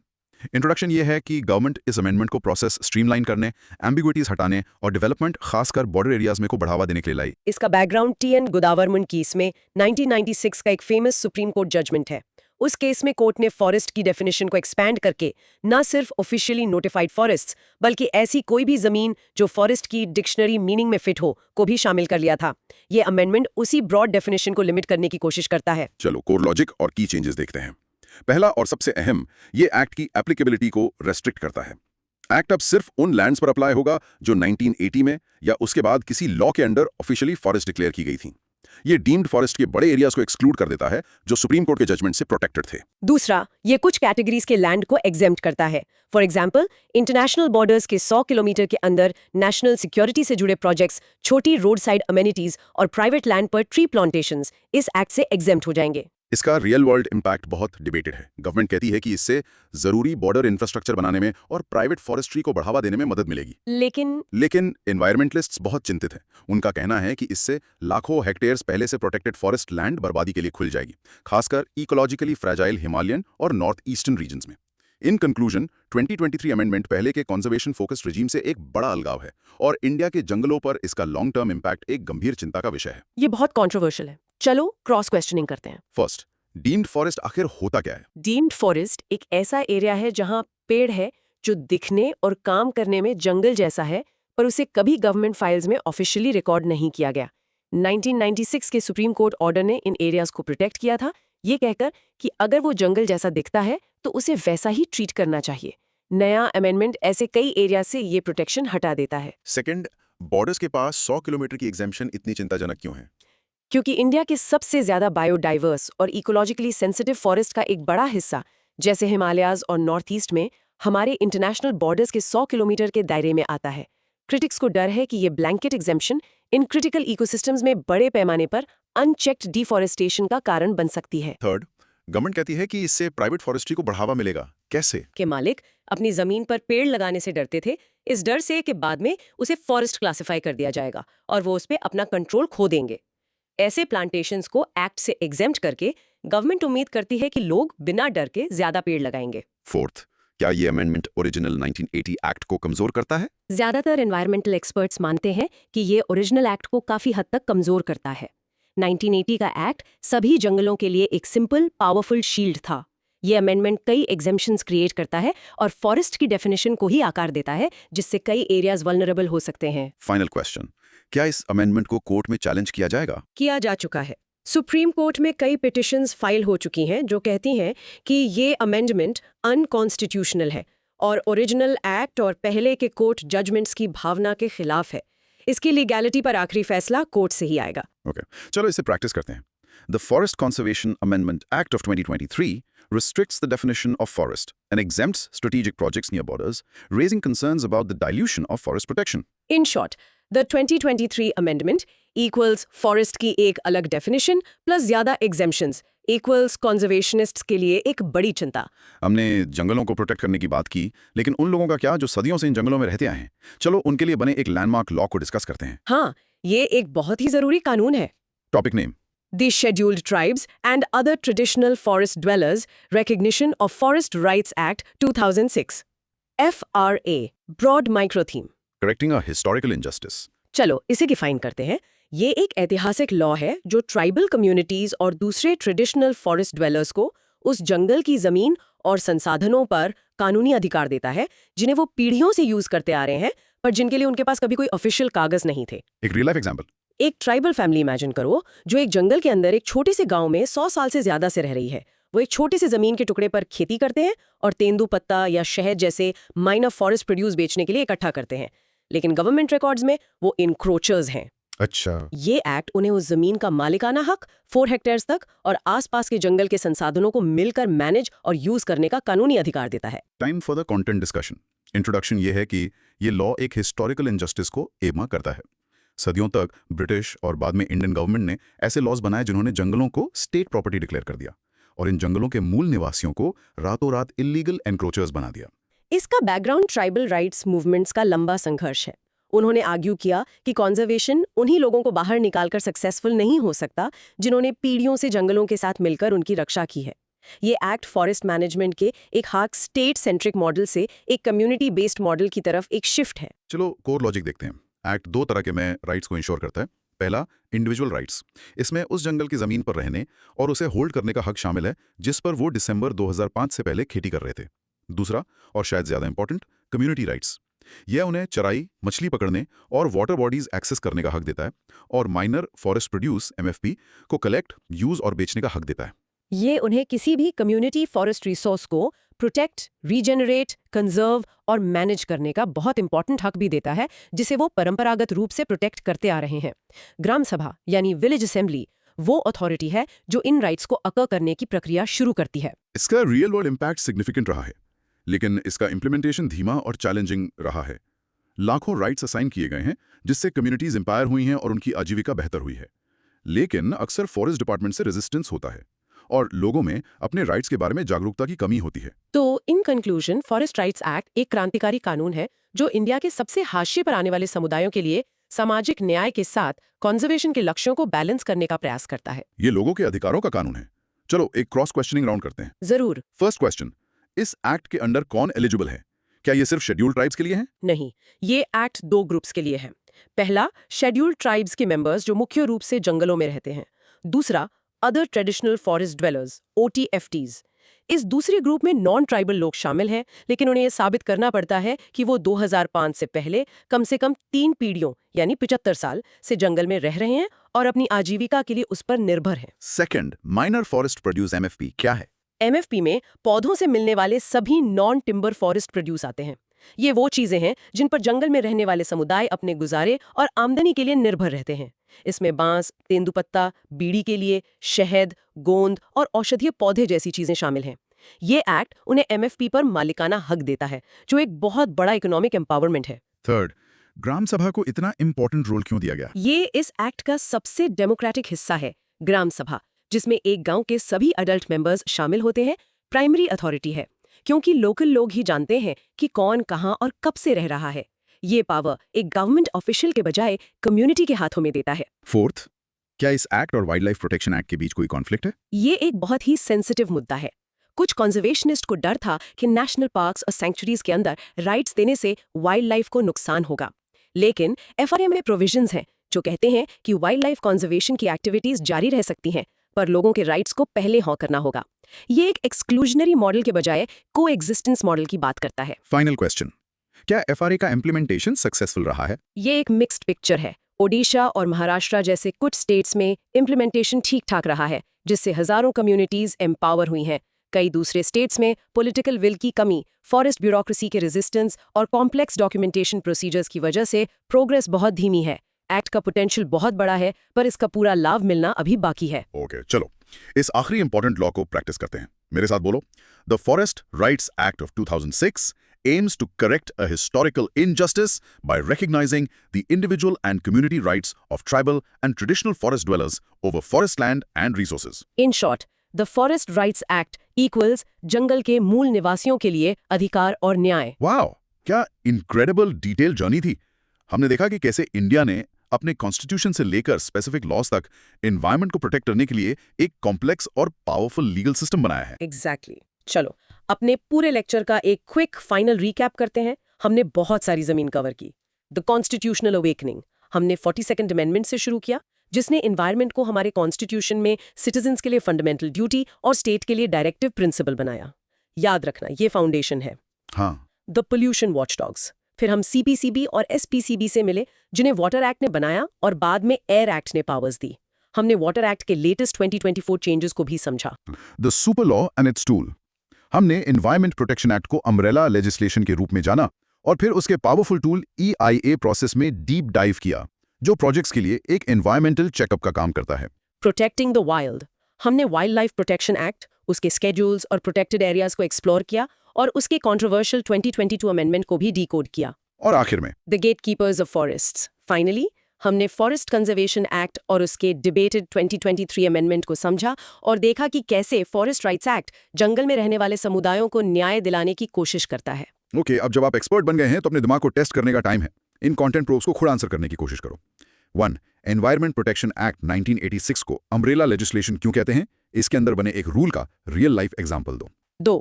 Constitution के आर्टिकल 48A और 51AG की जिम्मेदारियों में बेसिक फर्क क्या है? 3. एक नेशनल पार्क और एक वाइल्ड लाइफ सेंचुरी के प्रोटेक्शन लेवल में सबसे बड़ा एक अंतर क्या है? 4. फॉरेस्ट कंजर्वेशन अमेंडमेंट एक्ट 2023 का सबसे कंट्रोवर्शियल प्रोविजन कौन सा है और एनवायरमेंटलिस्ट्स उससे लेकर क्यों चिंतित हैं? 5. फॉरेस्ट राइट्स एक्ट 2006 किस हिस्टोरिकल इनजस्टिस को ठीक करने की कोशिश करता है? 6. फॉरेस्ट कंजर्वेशन एक्ट के अंडर कॉम्पेंसेटरी अफॉरेस्टेशन का कॉन्सेप्ट क्या है? और अब आपके लिए आखिरी चैलेंज दोस्त, आज डिस्कस किए गए एक्ट्स में से कोई भी एक चुनो। चलो wild life protection amendment act 2022 ले लेते हैं।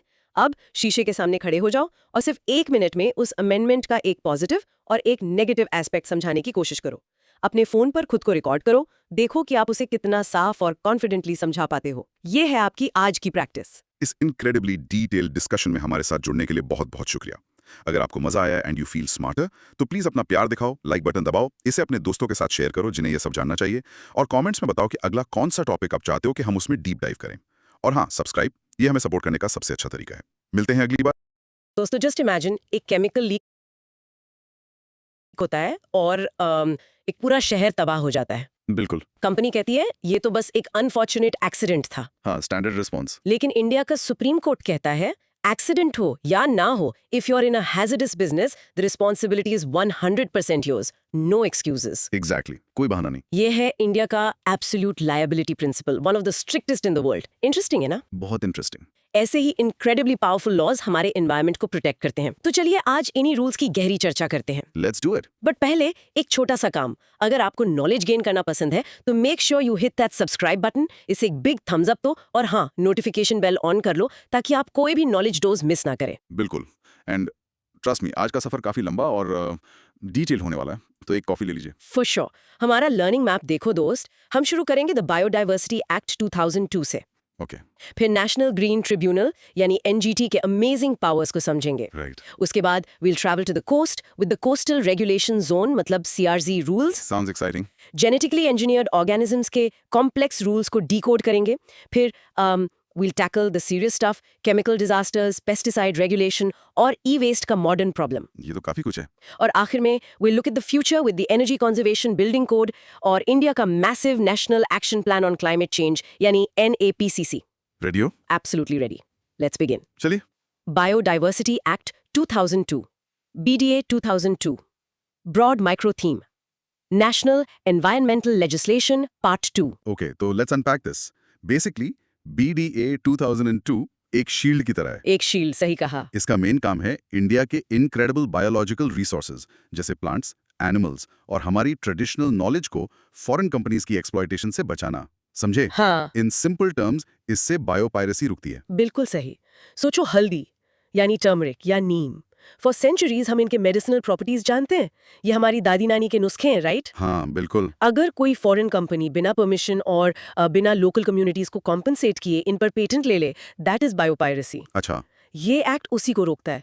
It's about protecting what is rightfully hours. तो चलिए कंटेंट डिस्कशन में चलते हैं। इंट्रोडक्शन से शुरू करते हैं। ये act convention on biological diversity या CBD जो 1992 में हुई थी, उसके कमिटमेंट्स को पूरा करने के लिए बनाया गया। हाँ, CBD के तहत और इसका मेन फोकस था कि रिसोर्सेज के यूज से जो भी बेनिफिट्स मिल रहे हैं उनकी फेयर एंड इक्विटेबल शेयरिंग हो। एग्जैक्टली।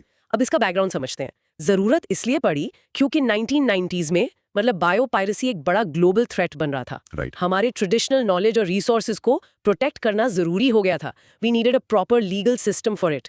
और यहाँ इंटरेस्टिंग चीज है इंडिया का डिसेंट्रलाइज्ड अप्रोच। हाँ, this is the core logic. इस सिस्टम के 3 लेवल्स हैं। Right. 3 tier structure. National level पर है नेशनल बायोडाइवर्सिटी अथॉरिटी यानी NBA, राइट? स्टेट लेवल पर स्टेट बायोडाइवर्सिटी बोर्ड्स SBBs और सबसे इंपॉर्टेंट जो ग्रास रूट्स लेवल हैं वहां पर हैं बायोडाइवर्सिटी मैनेजमेंट कमिटीज यानी BMCs। ये स्ट्रक्चर याद रखना। जरूर। तो इसकी जो एपेक्स बॉडी है, द नेशनल बायोडाइवर्सिटी अथॉरिटी, उसका हेडक्वार्टर चेन्नई में है। अच्छा, चेन्नई में। हाँ। ये एक ऑटोनोमस बॉडी है, बट हियर्स द किकर, इसके पास सिविल कोड की पावर्स हैं। Wow, that's a big deal. It is. इसका मेन काम है बायोलॉजिकल रिसोर्सेज के एक्सेस को रेगुलेट करना और बेनिफिट्स की शेयरिंग इंश्योर करना। चलो इसके फंक्शंस को थोड़ा और डिटेल में देखते हैं। पहला, रेगुलेशन ऑफ एक्सेस। ओके। कोई भी फॉरेनर या फॉरेन कंपनी को कोई भी इंडियन बायोलॉजिकल रिसोर्स यूज करने के लिए NBA का अप्रूवल चाहिए। बट इंडियन सिटीजन्स और जो आयुष प्रैक्टिशनर्स हैं उनको इससे एग्जेम्पशन है फॉर सर्टेन यूजर्स। हाँ, कुछ एग्जाम्पशंस हैं। दूसरा, IPR अप्रूवल। कोई भी इन्वेंशन जो इंडियन बायोलॉजिकल रिसोर्स पर बेस्ड है, उसके इंटेलेक्चुअल प्रॉपर्टी राइट्स मतलब पेटेंट्स के लिए NBA का अप्रूवल जरूरी है। कूल ना? बहुत कूल। थर्ड और शायद सबसे इंपॉर्टेंट है बेनिफिट शेयरिंग। राइट। NBA ये इंश्योर करता है कि लोकल कम्युनिटीज जो उस नॉलेज और रिसोर्स की कस्टोडियंस हैं, उनके साथ बेनिफिट्स शेयर किए जाएं। तो पैसा उन तक पहुंचता है। हाँ, जो भी फीस या रॉयल्टी कलेक्ट होती है वो नेशनल बायोडाइवर्सिटी फंड में जाती है। और चौथा, ये लोकल लेवल पर people's biodiversity registers PBRs maintain करने में हेल्प करता है और इंपॉर्टेंट साइट्स को biodiversity heritage sites BHS declare कर सकता है। तो इसका रियल वर्ल्ड इम्पैक्ट तो बहुत बड़ा है। ये एक्ट सीधा सीधा लोकल कम्युनिटीज को एम्पावर करता है। एम्पावरमेंट, बिल्कुल। उनके नॉलेज और रिसोर्सेज को रिकग्निशन और मॉनेटरी प्रोटेक्शन मिलती है और देश की बायोडाइवर्सिटी सिक्योर रहती है। बिल्कुल। लेकिन यहाँ एक ट्विस्ट है। अच्छा। द 2021 अमेंडमेंट बिल, इसका स्टेटेड एम था रिसर्च को फास्ट ट्रैक करना और फॉरेन इन्वेस्टमेंट अट्रैक्ट करना। ओके, ऑन पेपर तो अच्छा लग रहा है। लेकिन इसमें कुछ सीरियस क्रिटिसिज्म्स हैं। फॉर एग्जांपल, इसने आयुष प्रैक्टिशनर्स को बेनिफिट शेयरिंग से पूरी तरह एग्जेम्प्ट कर दिया, जिससे एक लूपहोल बन सकता है। ओह। और सबसे बड़ी बात, it reduces the direct role of local communities in deciding the terms of benefit sharing. Okay, let's pause. थोड़ा क्रॉस क्वेश्चनिंग करते हैं इसे क्लियर करने के लिए। आपने कहा कि ये 3 tier स्ट्रक्चर डिसेंट्रलाइज्ड है, लेकिन ये थोड़ा ब्यूरोक्रेटिक भी लगता है। तो एक इंडियन रिसर्चर के लिए ये सिस्टम हेल्प करता है या हिंडर? मतलब हर चीज के लिए NBA अप्रूवल लेना तो एक नाइटमेयर हो सकता है। दैट्स अ वैलिड कंसर्न और इसीलिए रूल्स थोड़े न्यूआंस्ड हैं। बेसिक रिसर्च के लिए इंडियन सिटीजन्स लार्जली एग्जेम्प्ट हैं। सिस्टम का मकसद लोकल इनोवेशन को रोकना नहीं है, ओके लेकिन जैसे ही आप उस रिसर्च को कमर्शलाइज करने की सोचते हैं या उसके रिजल्ट्स को एक फॉरेन एंटिटी को ट्रांसफर करते हैं, तब एनबीए स्टेप इन करता है। अच्छा, तो प्रॉफिट और एक्सटर्नल ट्रांसफर पर लाइन ड्रॉ की गई है। Exactly interesting.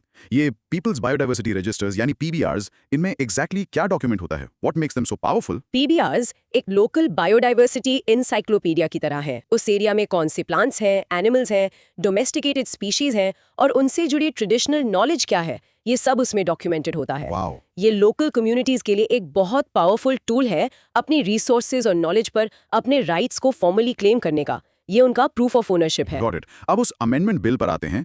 डीक्रिमिनलाइजेशन का यहाँ क्या मतलब है? क्या इसका मतलब है कि अब एक्सप्लॉयटेशन आसान हो जाएगा? डीक्रिमिनलाइजेशन का मतलब है कि अब वायलेशंस पर सिर्फ मॉनेटरी पेनल्टी लगेगी, जेल नहीं होगी। हो, तो क्रिटिक्स का यही कहना है कि बड़ी कॉर्पोरेशंस के लिए एक फाइन पे करना बस कॉस्ट ऑफ डूइंग बिजनेस है। ये एक रियल डिटरेंट नहीं है। ये पोटेंशियल वायलेटर्स के लिए रिस्क रिवॉर्ड कैलकुलेशन को फंडामेंटली चेंज कर देता है। ये तो सीरियस कंसर्न है। Okay, one last thing. आपने मेंशन किया कि एमबीए के पास सिविल कोर्ट की पावर है। इसका मतलब क्या वो किसी को समन कर सकती है चेन्नई में? हाँ, बिल्कुल। अपनी जुरिस्डिक्शन के मामलों में वो लोगों को समन कर सकती है, डॉक्यूमेंट्स मांग सकती है और एविडेंस सुन सकती है, बिल्कुल एक सिविल कोर्ट की तरह। ये उसकी अथॉरिटी को बहुत स्ट्रांग बनाता है। ये सिर्फ एक एडवाइजरी बॉडी नहीं है। अच्छा, तो in conclusion BDA 2002 conservation, sustainable use और फेयर बेनिफिट शेयरिंग के बीच एक बैलेंस बनाने की कोशिश करता है। हाँ, एक कोशिश है। लेकिन 2021 का अमेंडमेंट बिल इस बैलेंस को पोटेंशियली डिस्टर्ब कर सकता है, पावर को कम्युनिटी से कॉर्पोरेशंस की तरफ शिफ्ट करके। Now, pause in practicing. The Biodiversity Act has a three-tier structure: National Biodiversity Authority, State Biodiversity Boards, and Biodiversity Management Committees. BDA 2002 biopiracy से प्रोटेक्ट करता है और लोकल कम्युनिटीज के साथ बेनिफिट्स शेयर करने का फ्रेमवर्क प्रोवाइड करता है। लेकिन नया अमेंडमेंट एक कॉन्फ्लिक्ट का पॉइंट है। तो अभी हमने देखा कि एनबीए के पास बायोडाइवर्सिटी प्रोटेक्ट करने के लिए सिविल कोर्ट की पावर्स है, लेकिन पूरे एनवायरनमेंट को एज अ होल प्रोटेक्ट करने के लिए उसके लिए क्या है? उसके लिए इंडिया ने एक स्पेशल सुपर कोर्ट बनाया, और ये हमें हमारे अगले टॉपिक पर ले आता है। National green tribunal act 2010, NGT act 2010। Broad micro theme, national environmental legislation part 2। Okay, NGT क्या है? बेसिकली ये एनवायरनमेंट के लिए एक स्पेशल फास्ट ट्रैक कोर्ट है। फास्ट ट्रैक, बिल्कुल। अगर कोई पोल्यूशन कर रहा है या एनवायरमेंटल लॉस तोड़ रहा है तो एनजीटी उस पर एक्शन लेता है और इसका टारगेट है 6 महीने के अंदर केस सॉल्व करना। 6 months। Super fast, right? It's incredibly fast. एक अच्छा रियल लाइफ एग्जाम्पल है दिल्ली में यमुना रिवर के पोल्यूशन का केस। एनजीटी ने कई बार इंडस्ट्रीज और गवर्नमेंट बॉडीज पर हेवी फाइन्स लगाए रिवर को पोल्यूट करने के लिए। मैंने सुना है इसके बारे में। हाँ, यहाँ तक कि उसने कंस्ट्रक्शन प्रोजेक्ट्स को रोक दिया है अगर वो एनवायरमेंटल नॉर्म्स फॉलो नहीं कर रहे थे। ये एक बहुत एक्टिव और पावरफुल बॉडी है। चलिए कंटेंट डिस्कशन में चलते हैं। Introduction. NGT act 2010 Indian constitution के आर्टिकल 21 से इंस्पायर होकर बनाया गया, जिसको सुप्रीम कोर्ट ने right to a healthy environment include करने के लिए इंटरप्रेट किया है। राइट, इसका प्रिंसिपल बेंच न्यू दिल्ली में है। अब इसका बैकग्राउंड? इसकी जरूरत बहुत अर्जेंट थी। नॉर्मल कोर्ट्स में एनवायरमेंटल केसेस सालों तक चलते रहते थे। हाँ, बहुत डिलेज होते थे। तो एक स्पेशलाइज्ड बॉडी की जरूरत थी जिसमें जुडिशियल मेंबर्स के साथ साथ एनवायरमेंटल एक्सपर्ट्स भी हों, ताकि डिसीजंस जल्दी भी हो और साइंटिफिकली साउंड भी हो। ये जो जुडिशियल और साइंटिफिक एक्सपर्टीज का फ्यूजन है, यही एनजीटी की सुपर पावर है। एब्सोल्युटली। चलिए इसके कोर लॉजिक पर बात करते हैं। एनजीटी का कंपोजिशन काफी यूनिक है, अप टू 20 जुडिशियल मेंबर्स और 20 एक्सपर्ट मेंबर्स। हाँ, मिक्स। और इसके चेयरमैन आमतौर पर एक रिटायर्ड सुप्रीम कोर्ट जज या हाई कोर्ट के चीफ जस्टिस होते हैं। इससे इसकी क्रेडिबिलिटी बहुत बढ़ जाती है। और इसका ज्यूरिसडिक्शन भी स्पेसिफिक है। एनजीटी उन केसेस को सुनता है जहां substantial question relating to environment हो, लेकिन सब्सटैंशियल वर्ड डिफाइन नहीं है, जो एक छोटा सा ड्रॉबैक है।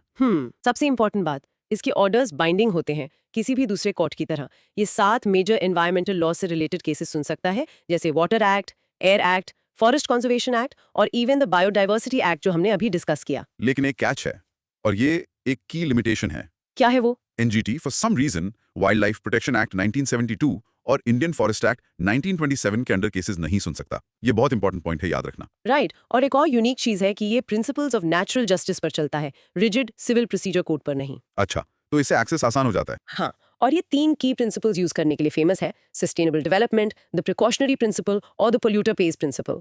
तो इसका रियल वर्ल्ड इम्पैक्ट ये हुआ है कि इसने पोल्यूटर्स के बीच कानून का एक रियल डर पैदा किया है। ट्रू। और इसने डेवलपमेंट वर्सेस कंजर्वेशन की डिबेट को भी बैलेंस करने की कोशिश की है। फॉर एग्जांपल, NH44 हाईवे का केस, जो कान्हा पेंच टाइगर कॉरिडोर से गुजर रहा था, वहां एनजीटी के प्रेशर के कारण ही स्पेशल एनिमल अंडरपासेस बनाए गए ताकि वाइल्ड लाइफ सेफली क्रॉस कर सके। अच्छा एग्जाम्पल है। तो इन कंक्लूजन, एनजीटी एक पावरफुल बॉडी है जो एनवायरमेंटल जस्टिस को स्पीड अप करती है, लेकिन इसके सामने जुरिस्डिक्शन लिमिटेशंस और गवर्नमेंट इन्फ्लुएंस जैसे चैलेंजेस भी हैं। चलिए अब क्रॉस क्वेश्चनिंग राउंड। अगर NGT polluter pays principle follow करता है तो इसका एक क्लियर रियल वर्ल्ड एग्जांपल क्या होगा? अच्छा सवाल है। इमेजिन कीजिए एक फैक्ट्री रिवर में केमिकल वेस्ट डंप करती है। तो एनजीटी सिर्फ उस फैक्ट्री पर फाइन नहीं लगाएगा, बल्कि फाइन को ऐसे कैलकुलेट करेगा कि वो रिवर को क्लीन करने और इकोसिस्टम को रिस्टोर करने की पूरी कॉस्ट कवर कर ले। ओके, का पैसा भरवाता है। ये अजीब है, लेकिन NGT wild life protection act के केसेस क्यों नहीं सुन सकता? थोड़ा अजीब नहीं लगता? है, ये एक लेजिस्लेटिव गैप है। उन एक्ट्स के लिए अपनी अलग स्पेसिफिक बॉडीज है, जैसे national board for wild life. शायद सोचा गया था कि जुरिस्डिक्शन ओवरलैप ना हो, लेकिन प्रैक्टिस में इससे कभी-कभी कंफ्यूजन होता है और ऑफेंडर्स बच निकलते हैं। ये लीगल एक्सपर्ट्स के बीच एक डिबेट का पॉइंट है। आपने substantial question relating to environment term का जिक्र किया। ये काफी सब्जेक्टिव लगता है। कौन डिसाइड करता है कि सब्सटैंशियल क्या है? सही कहा आपने, ये सब्जेक्टिव है। एनजीटी खुद इसे केस बाय केस बेसिस पर इंटरप्रेट करता है। जनरली इसका मतलब है ऐसा एनवायरमेंटल डैमेज जो एक कम्युनिटी एट लार्ज को अफेक्ट करे या पब्लिक हेल्थ पर सिग्निफिकेंट इम्पैक्ट डाले। ओके। फ्लेक्सिबिलिटी मिलती है, लेकिन इससे क्रिटिसिज्म का मौका भी मिलता है। और अगर मैं एनजीटी के डिसीजन से खुश नहीं हूं तो मैं कहां अपील कर सकता हूं? क्या वही एंड ऑफ द रोड है? नहीं, एक रास्ता है। पहले आप एनजीटी में ही एक रिव्यू पेटिशन फाइल कर सकते हैं। अगर वहां से भी आप सैटिस्फाइड नहीं है, तो आप 90 दिन के अंदर सुप्रीम कोर्ट ऑफ इंडिया में अपील कर सकते हैं। तो आखिरी फैसला सुप्रीम कोर्ट का होता है। मैंने ट्राइबनलाइजेशन इशू के बारे में सुना है, वो आखिर है क्या? ये इसकी इंडिपेंडेंस से जुड़ा एक क्रिटिकल पॉइंट है। ट्राइबनलाइजेशन का मतलब है कि एनजीटी के मेंबर्स के अपॉइंटमेंट और सर्विस कंडीशंस को गवर्नमेंट कंट्रोल करती है। अच्छा, तो कॉन्फ्लिक्ट ऑफ इंटरेस्ट हो सकता है। हाँ बिल्कुल। क्रिटिक्स को चिंता है कि ट्रिब्यूनल शायद बड़े गवर्नमेंट इंफ्रास्ट्रक्चर प्रोजेक्ट्स के अगेंस्ट स्ट्रॉन्ग ऑर्डर्स पास करने में हिचकिचाएगा। समझ गई। तो एक पावरफुल लेकिन परफेक्ट नहीं इंस्टीट्यूशन है।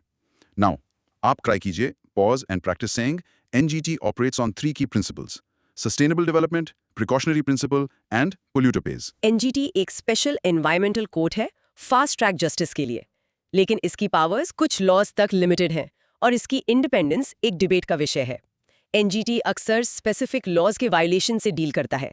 चलिए एक ऐसी ही सबसे कंटेंशियस बैटल ग्राउंड को देखते हैं जिसे ये प्रिजाइड करता है, हमारे खूबसूरत लेकिन नाजुक coastlines. Coastal regulation zone CRZ rules, broad micro theme, national environmental legislation part 2। सोचो, समुद्र के किनारे की जमीन, वहां कुछ भी कंस्ट्रक्शन नहीं कर सकते, राइट? जनरली हाँ। CRZ रूल्स बेसिकली यही डिफाइन करते हैं कि कोस्ट के पास कितने एरिया में कंस्ट्रक्शन अलाउड है और कैसा। आमतौर पर ये हाइट टाइड लाइन यानी HTL से 500 मीटर्स तक का एरिया होता है। इसका एक परफेक्ट रियल लाइफ एग्जांपल है गोवा।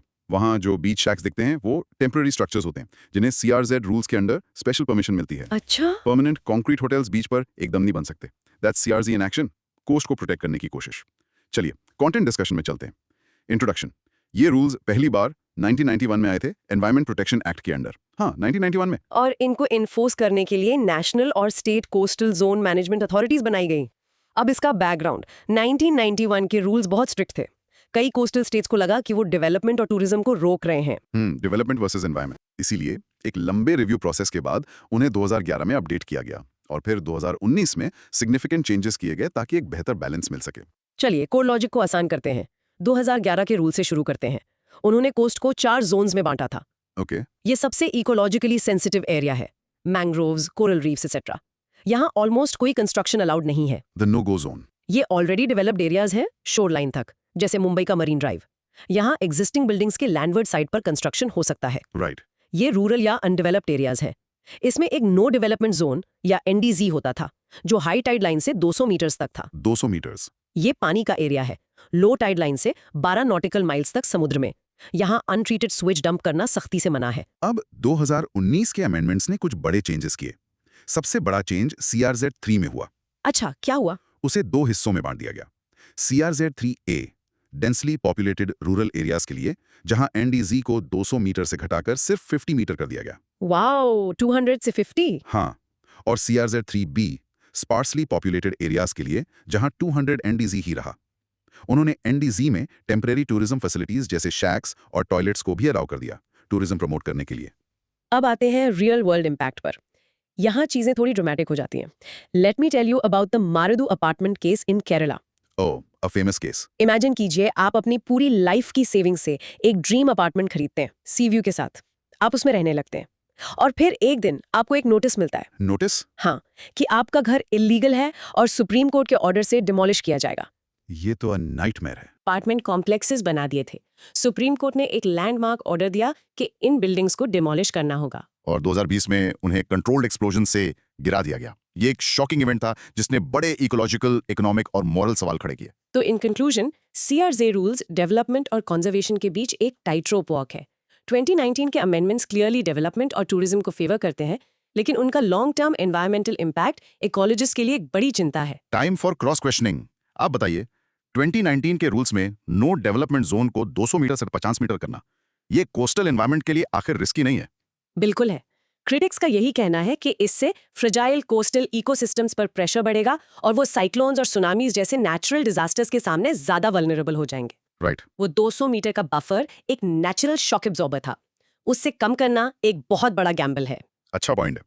अब हम ब्लू फ्लैग बीचेस के बारे में सुनते हैं। एक बीच को ये सर्टिफिकेशन लेने के लिए क्या करना पड़ता है?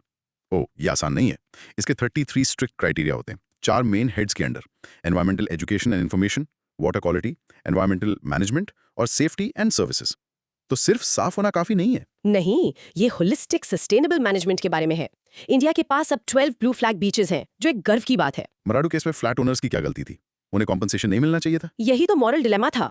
फ्लैट ओनर्स ने अपनी लाइफ सेविंग्स लगा दी थी, लेकिन लीगल स्टैंड पॉइंट से एक इलीगल स्ट्रक्चर इलीगल ही होता है। प्राइमरी लायबिलिटी बिल्डर्स और म्यूनिसिपल अथॉरिटीज की थी, जिन्होंने इलीगल परमिट्स दिए। ये बायर्स के लिए एक ट्रैजिक सिचुएशन थी, एक classic case of caveat emptor या बायर बिवेयर। आपने हाई टाइड लाइन या HTL का जिक्र किया। ये लाइन कहाँ है, ये कौन डिसाइड करता है, ये बहुत इंपॉर्टेंट लगती है। ये सबसे क्रूशियल रेफरेंस पॉइंट है। HTL को authorised national agencies scientific methods और मैपिंग टेक्नोलॉजीज का यूज करके डिमार्केट करती हैं। इसकी एक्यूरेसी बहुत जरूरी है, क्योंकि पूरा जोनिंग सिस्टम इस पर डिपेंड करता है। फाइनल क्वेश्चन इस पर, अगर मैं एक ट्रेडिशनल कोस्टल कम्युनिटी का फिशरमैन हूँ, तो क्या ये CRZ रूल्स मेरी लाइवलीहुड को अफेक्ट करते हैं? नहीं, और ये एक बहुत इंपॉर्टेंट पॉइंट है। CRZ रूल्स ने हमेशा फिशिंग कम्युनिटीज के कस्टमरी और ट्रेडिशनल राइट्स को प्रोटेक्ट किया है। अच्छा। इनफैक्ट वो उनकी जरूरत की फैसिलिटीज जैसे फिश ड्राइंग यार्ड्स या बोट रिपेयर एरियाज के लिए स्पेशल प्रोविजंस बनाते हैं। उनके राइट्स प्रोटेक्टेड हैं। Excellent. Now let's practice this key change.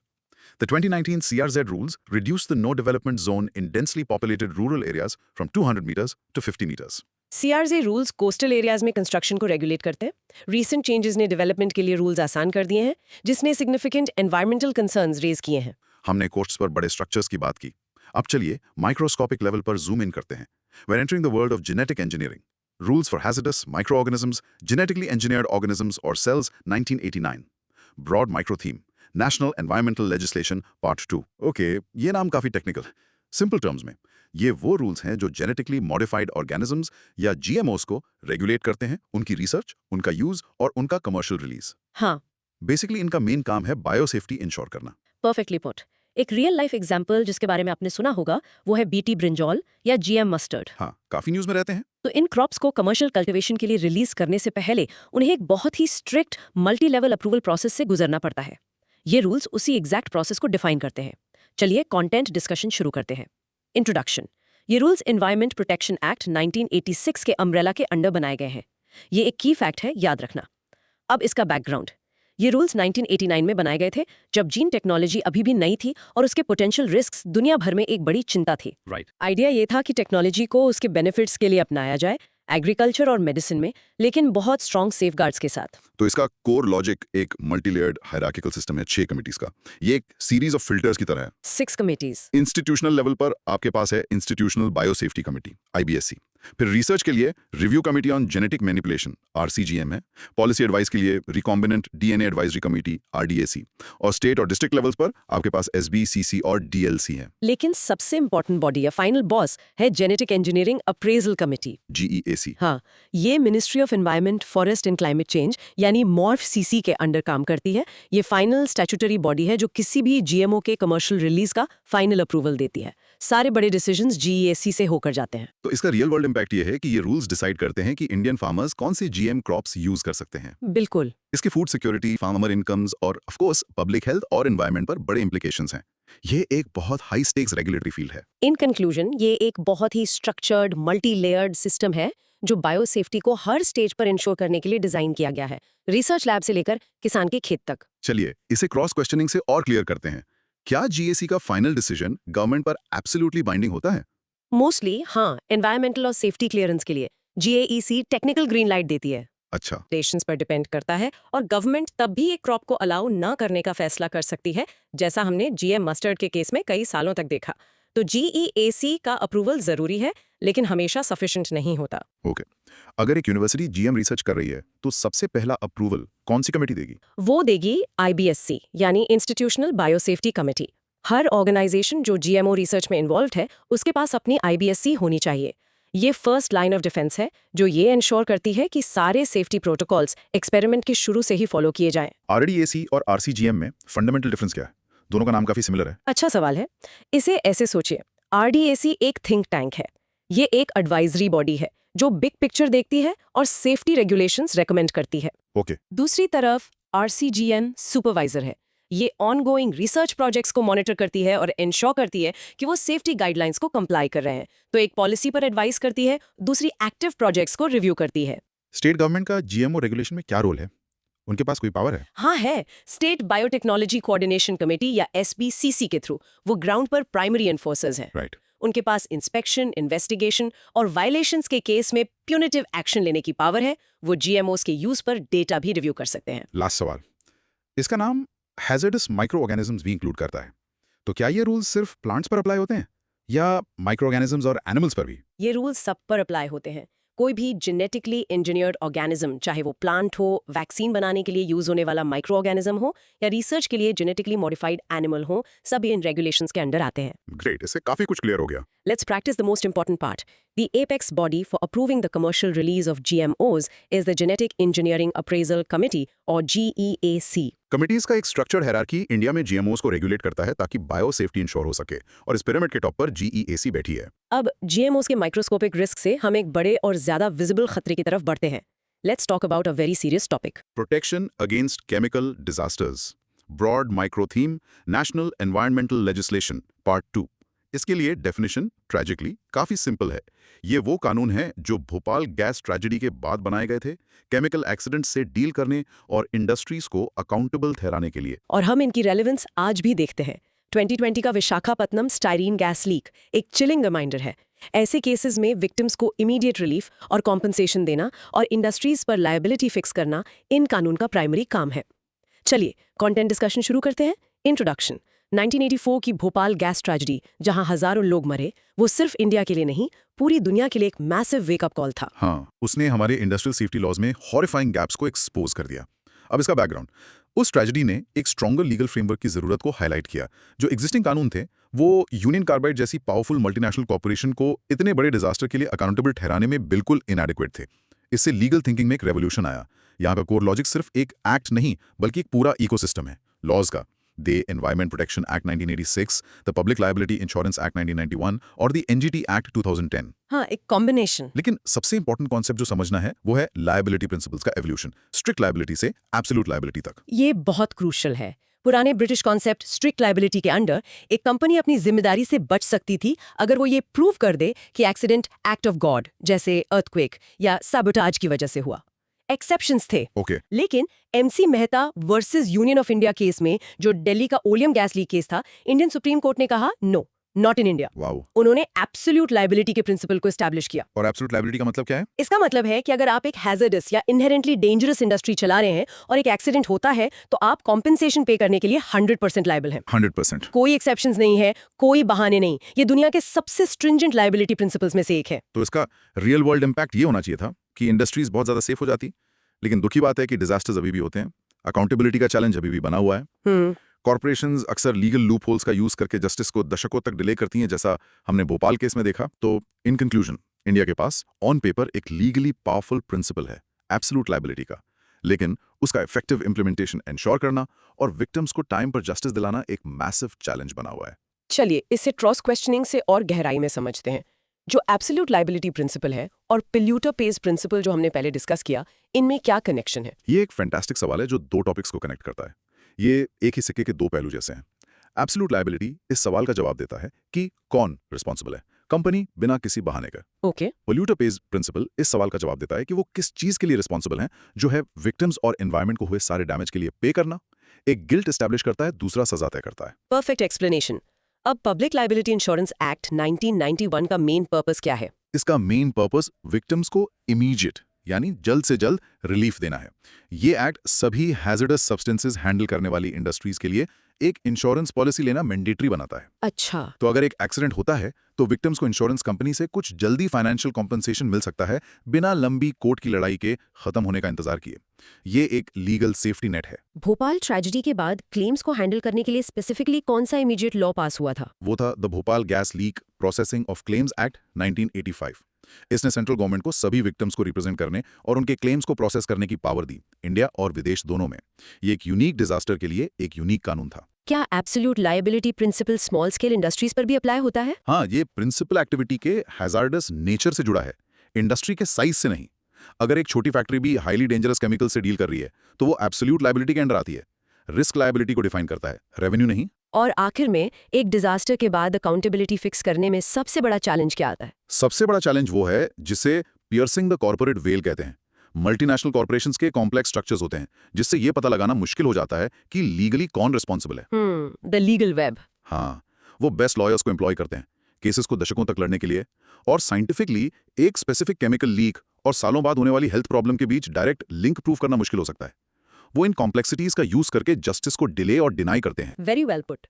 Now, practicing this powerful principle, the Supreme Court established the absolute liability principle, which offers no exceptions for hazardous industries. Bhopal के बाद India strict से absolute liability की तरफ move हुआ, जिसने हाजरस industries को accidents के लिए पूरी तरह से जिम्मेदार बनाया, बिना किसी बहाने की इजाजत के। इंडस्ट्रियल केमिकल्स से चलिए अब उन केमिकल्स की तरफ चलते हैं जो हमारे खेतों में यूज होते हैं। Let's talk about agriculture. Pesticide regulatory regime in India, broad micro theme, national environmental legislation part 2। एक सिंपल डेफिनेशन, ये वो कानून है जो इंडिया में पेस्टिसाइड्स के मैन्युफैक्चर, सेल और यूज को कंट्रोल करते हैं। रेगुलेशन की कितनी जरूरत है? चलिए कंटेंट डिस्कशन में चलते हैं। इंट्रोडक्शन। करंटली इंडिया में पेस्टिसाइड्स एक बहुत पुराने कानून द इंसेक्टिसाइड्स एक्ट ऑफ 1968 से रेगुलेट होते हैं। 1968 का एक्ट काफी पुराना। ये 1968 का एक्ट बिल्कुल आउटडेटेड है। ये ग्रीन रेवोल्यूशन के दौरान बनाया गया था, जब फोकस सिर्फ फूड प्रोडक्शन बढ़ाने पर था। राइट। ये मॉडर्न केमिकल पेस्टिसाइड्स के कॉम्प्लेक्स हेल्थ और एनवायरमेंटल इंपैक्ट से डील करने में बिल्कुल इनफेक्टिव है। तो ये हमें कोर लॉजिक पर लाता है। एक नया कानून द पेस्टिसाइड्स मैनेजमेंट बिल 2020 पुराने एक्ट को रिप्लेस करने के लिए प्रपोज किया गया है। अच्छा, इसके फीचर्स क्या हैं? इसकी की फीचर्स प्रॉमिसिंग है। ये ऑर्गेनिक और सेफर ऑल्टरनेटिव्स को प्रमोट करने का एम रखता है, फार्मर्स को पेस्टिसाइड्स के बारे में डिजिटल इन्फॉर्मेशन प्रोवाइड करेगा, मिसलीडिंग एडवर्टाइजमेंट्स को रेगुलेट करेगा, और सबसे इंपॉर्टेंट, स्पूरियस या लो क्वालिटी पेस्टिसाइड से हुए नुकसान के लिए फार्मर्स को कॉम्पेंसेट करेगा। लेकिन एक्सपर्ट्स को लगता है कि ये बिल काफी स्ट्रांग नहीं है। हाँ। उनके कुछ की रिकमेंडेशंस हैं। स्टेट्स को पेस्टिसाइड्स को लोकली बैन करने की पावर दो, हाईली हैजार्डस पेस्टिसाइड्स के एडवर्टाइजमेंट्स को पूरी तरह बैन करो, सभी WHO क्लास आई पेस्टिसाइड्स को बैन करो जो एक्सट्रीमली हैजार्डस होते हैं, कंपनीज के लिए पेस्टिसाइड्स के साथ प्रोटेक्टिव गियर देना मैंडेटरी बना, और पेस्टिसाइड कंपनीज पर एनवायरमेंटल डैमेज के लिए पोल्यूटर पेज प्रिंसिपल अप्लाई करो। इस वीक रेगुलेशन का रियल वर्ल्ड इम्पैक्ट तो बहुत बड़ा है। ये सीधे हमारे फार्मर्स की हेल्थ, हमारी मिट्टी और पानी की क्वालिटी को अफेक्ट करता है, और जो खाना हम सब खाते हैं उसमें पेस्टिसाइड रेजिड्यूज छोड़ देता है। इन कंक्लूजन, इंडिया एक नए पेस्टिसाइड कानून के कगार पर है, लेकिन पावरफुल कॉर्पोरेट लॉबीज इस प्रोसेस को डिले कर रही हैं और इसके प्रोविजंस को कमजोर करने की कोशिश कर रही हैं, जिससे कई हार्मफुल केमिकल्स का बैन रुक रहा है जो दूसरे देशों में बैंड हैं। चलिए इसे बेहतर समझने के लिए कुछ क्रॉस क्वेश्चनिंग करते हैं। नए 2020 बिल में फार्मर्स के लिए सबसे इंपॉर्टेंट नया प्रोविजन क्या है? बिना किसी शक के वो कॉम्पेंसेशन का प्रोविजन है।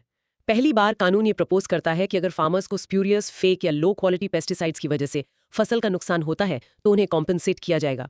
ये फार्मर्स को फ्रॉड से बचाने की दिशा में एक बड़ा कदम है। एक सजेशन है कि पेस्टिसाइड का रेगुलेशन मिनिस्ट्री ऑफ एग्रीकल्चर से मिनिस्ट्री ऑफ हेल्थ में शिफ्ट कर दिया जाए। इसके पीछे क्या लॉजिक है? लॉजिक ये है कि प्राइमरी फोकस को बदला जाए। मिनिस्ट्री ऑफ एग्रीकल्चर का मेन गोल फूड प्रोडक्शन है, तो वो शायद सेफ्टी से ज्यादा क्रॉप यील्ड को प्रायोरिटी दे। राइट। दूसरी तरफ ministry of health public health और एनवायरमेंटल सेफ्टी को प्रायोरिटी देगी। आर्गुमेंट ये है कि पेस्टिसाइड्स फंडामेंटली एक पब्लिक हेल्थ इशू है, सिर्फ एक एग्रीकल्चरल इनपुट नहीं। आपने WHO क्लास आई पेस्टिसाइड्स का जिक्र किया। क्लास आई या पेस्टिसाइड्स इतने डेंजरस क्यों हैं? IA का मतलब है एक्सट्रीमली हैजर्डस। ये सबसे हाई टॉक्सिसिटी कैटेगरी है। इसका बहुत छोटा सा एक्सपोजर भी स्किन कांटेक्ट या इनहेलेशन से फेटल हो सकता है या ह्यूमन बॉडी को सिवियर इरिवर्सिबल डैमेज पहुंचा सकता है। इनमें से कई अभी भी इंडिया में यूज होते हैं। करंट कानून के अंडर सेंट्रल इंसेक्टिसाइड्स बोर्ड और रजिस्ट्रेशन कमेटी का रोल क्या है? CICB मुख्य रूप से एक एडवाइजरी बॉडी है। ये गवर्नमेंट को पेस्टिसाइड से जुड़े टेक्निकल मामलों पर सलाह देती है। असली पावर रजिस्ट्रेशन कमेटी या RC के पास है। RC वो बॉडी है जो डिसाइड करती है कि कौन सा पेस्टिसाइड इंडिया में मैन्युफैक्चर, इंपोर्ट या सेल के लिए रजिस्टर किया जा सकता है। ये गेटकीपर है। ऑर्गेनिक फार्मिंग को प्रमोट करने से पेस्टिसाइड रेगुलेशन की डिबेट पर क्या असर पड़ता है? ये एक पॉजिटिव फीडबैक लूप बनाता है। जब गवर्नमेंट ऑर्गेनिक फार्मिंग को एक्टिवली सपोर्ट और प्रमोट करती है तो केमिकल पेस्टिसाइड्स की डिमांड नेचुरली कम हो जाती है। इससे पेस्टिसाइड लॉबी की पावर कम होती है और रेगुलेटर्स पर डेंजरस केमिकल्स को फेज आउट करने और सेफर बायोलॉजिकल ऑल्टरनेटिव्स को रजिस्टर करने का प्रेशर बढ़ता है। ये एक ही सिक्के के दो पहलू हैं। समझ गई। सिचुएशन काफी क्रिटिकल है। Let's practice the key takeaway from the new bill. The Pesticides Management Bill 2020 aims to compensate farmers for losses from spurious pesticides. India के आउटडेटेड पेस्टिसाइड कानून को एक अर्जेंट अपग्रेड की जरूरत है ताकि हार्मफुल केमिकल्स को बैन किया जा सके और हमारे फार्मर्स और कंज्यूमर्स की हेल्थ को प्रोटेक्ट किया जा सके। Next up, we tackle a very modern problem. ऐसी चीज जो शायद अभी आपके हाथ में या डेस्क पर है। E waste management rules 2022 broad micro theme national environmental legislation part 2। इसका डेफिनेशन बहुत सिंपल है। ये रूल्स हमारे पुराने phones, laptops, freezes, TVs, basically सारे इलेक्ट्रॉनिक वेस्ट या ई वेस्ट को साइंटिफिकली मैनेज और रिसाइकिल करने के लिए बनाए गए हैं। और इसका परफेक्ट रियल लाइफ एग्जाम्पल है जब आप अपना पुराना फोन एक नए के लिए एक्सचेंज करते हैं। इन रूल्स के अंडर ये मोबाइल फोन कंपनी की जिम्मेदारी है कि वो इंश्योर करें कि आपका पुराना फोन कलेक्ट किया जाए और अच्छे से रिसाइकिल किया जाए। इस कॉन्सेप्ट को कहते हैं एक्सटेंडेड प्रोड्यूसर रिस्पॉन्सिबिलिटी या EPR। चलिए कंटेंट डिस्कशन में चलते हैं। इंट्रोडक्शन। ये नए रूल्स 2022 में आए और उन्होंने पुराने 2016 के रूल्स को रिप्लेस किया, उन्हें बहुत ज्यादा स्ट्रिंजेंट और ऑर्गेनाइज्ड बनाते हुए। अब इसका बैकग्राउंड। इंडिया दुनिया के सबसे बड़े ई वेस्ट जनरेटर्स में से एक है। प्रॉब्लम यह है कि इस वेस्ट का 90% से ज्यादा इनफॉर्मल सेक्टर हैंडल करता है। कबाड़ी वालास जो मेटल्स एक्सट्रैक्ट करने के लिए डेंजरस क्रूड मेथड्स यूज करते हैं। Oh no. हाँ, जिससे मैसिव सॉइल, वाटर और एयर पोल्यूशन होता है और उनकी अपनी हेल्थ को भी नुकसान पहुंचता है। यहीं पर नए रूल्स का कोर लॉजिक काम आता है। ये इलेक्ट्रॉनिक गुड्स चेन में सब पर अप्लाई होते हैं, मैन्युफैक्चरर, प्रोड्यूसर, रिसाइकलर और रिफर्बिशर। इन रूल्स का दिल, जैसा आपने कहा, एक्सटेंडेड प्रोड्यूसर रिस्पॉन्सिबिलिटी है। हाँ, EPR का स्कोप 100 से ज्यादा इलेक्ट्रॉनिक आइटम्स की कैटेगरीज को कवर करने के लिए बढ़ा दिया गया है। और उन्होंने mandatory ambitious recycling targets introduce किए हैं। प्रोड्यूसर्स को इंश्योर करना है कि 2023 तक उनके बेचे गए इलेक्ट्रॉनिक्स का 60% कलेक्ट और रिसाइकल हो, और ये टारगेट 2025 तक 80% हो जाएगा। वाओ। एक बहुत इंपॉर्टेंट नया एडिशन है कि अब 16 PV मॉड्यूल्स भी इसमें इंक्लूडेड है, जो बहुत फॉरवर्ड लुकिंग है। उन्होंने एक मार्केट मैकेनिज्म भी इंट्रोड्यूस किया है जिसे EPR सर्टिफिकेट्स कहते हैं। वो कैसे काम करता है? अगर एक कंपनी अपने टारगेट से ज्यादा रिसाइकिल करती है तो उससे एक सर्टिफिकेट मिलता है जिसे वो एक ऐसी कंपनी को बेच सकती है जो अपना टारगेट पूरा नहीं कर पाई। मेन गोल एक सर्कुलर इकोनॉमी को प्रमोट करना है, जहां हम मटेरियल्स को डंप करने की बजाय रिकवर और रीयूज करें।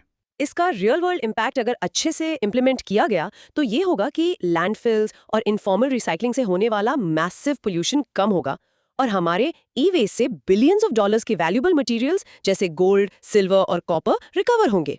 तो इन कंक्लूजन, नए 2022 के रूल्स EPR फ्रेमवर्क को काफी स्ट्रेंथन करते हैं ताकि इंडिया की इलेक्ट्रॉनिक्स इंडस्ट्री को एक सर्कुलर इकोनॉमी की तरफ पुश किया जा सके। चलिए इसे क्रॉस क्वेश्चनिंग से क्लियर करते हैं। ये EPR सर्टिफिकेट्स आखिर काम कैसे करते हैं? एक सिंपल एग्जांपल दे सकते हैं? श्योर। इमेजिन कीजिए कंपनी A का टारगेट 100 फोन्स रिसाइकिल करना है, लेकिन वो 120 रिसाइकिल कर लेती है। कंपनी B का टारगेट भी 100 है, लेकिन वो सिर्फ 80 कर पाती है। ओके। कंपनी A को एक्स्ट्रा 20 फोन्स रिसाइकिल करने के लिए एक EPR सर्टिफिकेट मिलता है। वो इस सर्टिफिकेट को कंपनी B को बेच सकती है। सर्टिफिकेट खरीदकर कंपनी B अपनी लीगल ऑब्लिगेशन पूरी कर सकती है। इससे एफिशिएंट रिसाइकलिंग के लिए एक फाइनेंशियल इंसेंटिव बनता है। That's cool. जो इतना बड़ा इनफॉर्मल सेक्टर है, उसको फॉर्मल सिस्टम में लाने का क्या प्लान है? ये रूल्स ई वेस्ट को रजिस्टर्ड फॉर्मल रिसाइकलर्स के थ्रू चैनल करने के लिए डिजाइन किए गए हैं। प्रोड्यूसर्स को लीगली रिस्पॉन्सिबल बनाकर और एक फॉर्मल मार्केट क्रिएट करके। आइडिया ये है कि प्रोड्यूसर्स फॉर्मल रिसाइकलर्स के साथ काम करना ज्यादा एफिशिएंट पाएंगे। ये फॉर्मल रिसाइकलर्स पर इनफॉर्मल सेक्टर से स्किल्ड वर्कर्स को इंटीग्रेट और ट्रेन कर सकते हैं, उन्हें सेफर जॉब्स और बेहतर टेक्नोलॉजी देकर। ये पूरी चेन को फॉर्मलाइज करने के बारे में है। सोलर पैनल वेस्ट को एक बड़ा फ्यूचर चैलेंज क्यों माना जाता है? सोलर पैनल्स की लाइफ लगभग 20-25 साल होती है। इंडिया ने पिछले डिकेड में massive amount of solar capacity install की है, लगभग 2035 से हमें सोलर वेस्ट के एक सुनामी का सामना करना पड़ेगा। राइट। इन पैनल्स में वैल्यूएबल मटेरियल्स होते हैं, लेकिन लीड और कैडमियम जैसे हैजार्डस मटेरियल्स भी। इस वेस्ट स्ट्रीम को सेफली मैनेज करना एक बहुत बड़ा एनवायरमेंटल चैलेंज होगा, और ये अच्छी बात है कि रूल्स ने उन्हें जल्द ही इंक्लूड कर लिया है। एनवायरमेंटल कॉम्पेंसेशन का प्रोविजन रूल्स में क्यों डाला गया? रूल्स को थोड़ी पावर देने के लिए। ये एक डेटरेंट का काम करता है। अगर प्रोड्यूसर्स अपने ईपीआर टारगेट्स पूरे नहीं करते, तो सेंट्रल पोल्यूशन कंट्रोल बोर्ड उन पर एक भारी फाइनेंशियल पेनल्टी लगाएगा, जिसे एनवायरमेंटल कॉम्पेंसेशन कहते हैं। ये एक फाइन है जो एंश्योर करता है कि कंपनीज अपनी जिम्मेदारियों को सीरियसली लें। और एक कंज्यूमर के तौर पर इन रूल्स के अंडर मेरी क्या जिम्मेदारी है? आपकी जिम्मेदारी सिंपल लेकिन क्रूशल है। अपना ई वेस्ट अनऑथराइज्ड लोकल कबाड़ी वाले को ना बेचें। आपको इसे ऑथराइज्ड कलेक्शन सेंटर्स या रिसाइकलर्स को देना चाहिए, या प्रोड्यूसर को उनके ऑफिशियल टेक बैक प्रोग्राम्स के थ्रू रिटर्न करना चाहिए। आपकी चॉइस डिसाइड करती है कि वेस्ट सेफली मैनेज होता है या नहीं। Excellent. Now let's practice the core principle. The E-Waste Rules 2022 are based on the principle of Extended Producer Responsibility or EPR. नए ई वेस्ट रूल्स प्रोड्यूसर्स को उनके बेचे गए प्रोडक्ट्स को रिसाइकल करने के लिए लीगली और फाइनेंशियली रिस्पॉन्सिबल बनाते हैं, जिसका एम इलेक्ट्रॉनिक्स के लिए एक सर्कुलर इकोनॉमी क्रिएट करना है। बिल्डिंग्स के अंदर के इलेक्ट्रॉनिक्स से अब चलिए बिल्डिंग्स की ही बात करते हैं। Energy conservation building code 2017, ECBC, broad micro theme, national environmental legislation part 2। इसका डेफिनेशन काफी क्लियर है। ये कोड नई कमर्शियल बिल्डिंग्स जैसे ऑफिसेज, मॉल्स, हॉस्पिटल्स और होटल्स के लिए minimum energy performance standard set करता है। सिंपल एम है एनर्जी बचाना। इसका एक ग्रेट रियल लाइफ एग्जांपल, अगर आप एक नए मॉल में जाते हैं और नोटिस करते हैं कि उसमें एनर्जी एफिशिएंट ग्लास है जो गर्मी को कम करता है, हर जगह LED लाइटिंग है और एक हाई एफिशिएंसी AC सिस्टम है, तो वो लाइकली एक ECBC कंप्लाइंट बिल्डिंग है। चलिए कंटेंट डिस्कशन में चलते हैं। इंट्रोडक्शन। ECBC को ब्यूरो ऑफ एनर्जी एफिशिएंसी यानी BE ने रिलीज किया था। ये नई कमर्शियल बिल्डिंग्स जिनका कनेक्टेड लोड 100 किलोवाट या उससे ज्यादा है, उनके लिए मैंडेटरी है। बिल्डिंग्स इंडिया में बहुत बड़े एनर्जी गजलर्स हैं। देश की लगभग 30-40% इलेक्ट्रिसिटी कंज्यूम करते हैं। ओह, दैट्स अ लॉट। जैसे जैसे हम और शहर और ऑफिसेज बनाएंगे, इन बिल्डिंग्स को एनर्जी एफिशिएंट बनाना इंडिया की एनर्जी सिक्योरिटी और क्लाइमेट चेंज से लड़ने के लिए क्रिटिकल है। ECBC का कोर बिल्डिंग में एनर्जी यूज करने वाली हर चीज के लिए स्टैंडर्ड सेट करना है। बिल्डिंग एनवेलप, दीवारें, छत, खिड़कियां, लाइटिंग, HVAC सिस्टम्स और इलेक्ट्रिकल सिस्टम्स। इसके अलग अलग टियर्स हैं। बेसिक मैंडेटरी लेवल है ECBC, फिर एक हायर वॉलंटरी लेवल है जिसे ECBC प्लस कहते हैं, और सबसे हाई लेवल है सुपर ECBC। और यहाँ एक बहुत इंपॉर्टेंट रीसेंट अपडेट है, the energy conservation amendment act 2022।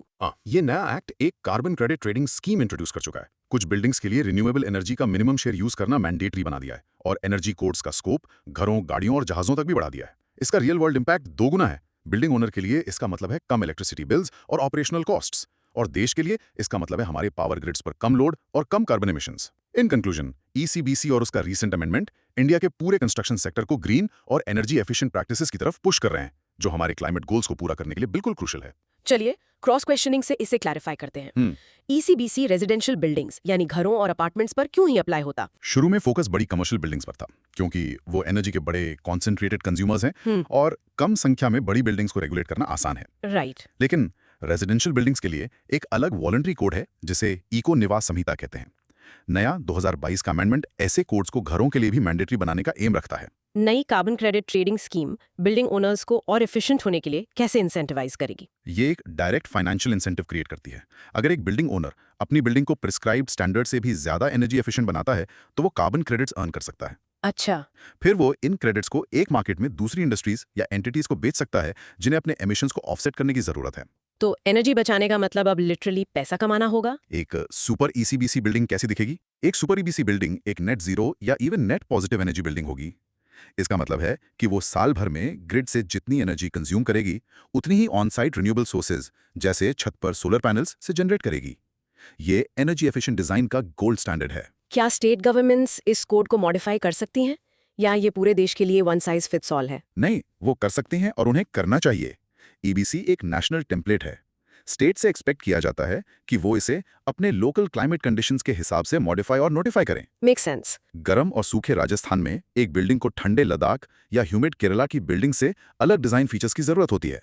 20 से ज्यादा स्टेट्स ये ऑलरेडी कर चुके हैं। ब्यूरो ऑफ एनर्जी एफिशिएंसी या BEE का मेन फंक्शन क्या है? BEE इंडिया की मेन गवर्नमेंट एजेंसी है एनर्जी कंजर्वेशन और एफिशिएंसी को प्रमोट करने के लिए। इसका काम पॉलिसीज और स्ट्रैटेजीज डेवलप करना है।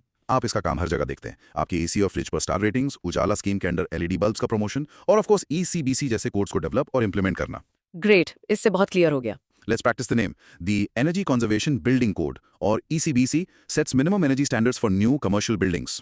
ECBC नई कमर्शियल बिल्डिंग्स को कानूनी तौर पर एनर्जी एफिशिएंट बनाता है और रीसेंट 2022 का अमेंडमेंट इसमें कार्बन मार्केट्स और रिन्यूएबल एनर्जी मैंडेट्स को जोड़ रहा है। और अब आज के हमारे आखिरी और सबसे बड़े टॉपिक के लिए हम इंडिविजुअल बिल्डिंग से जूम आउट करके पूरे देश के मास्टर प्लान को देखेंगे, हमारे समय की सबसे बड़ी एनवायरमेंटल चैलेंज से लड़ने के लिए। India's national action plan on climate change NAPCC, broad micro theme, national environmental legislation part 2।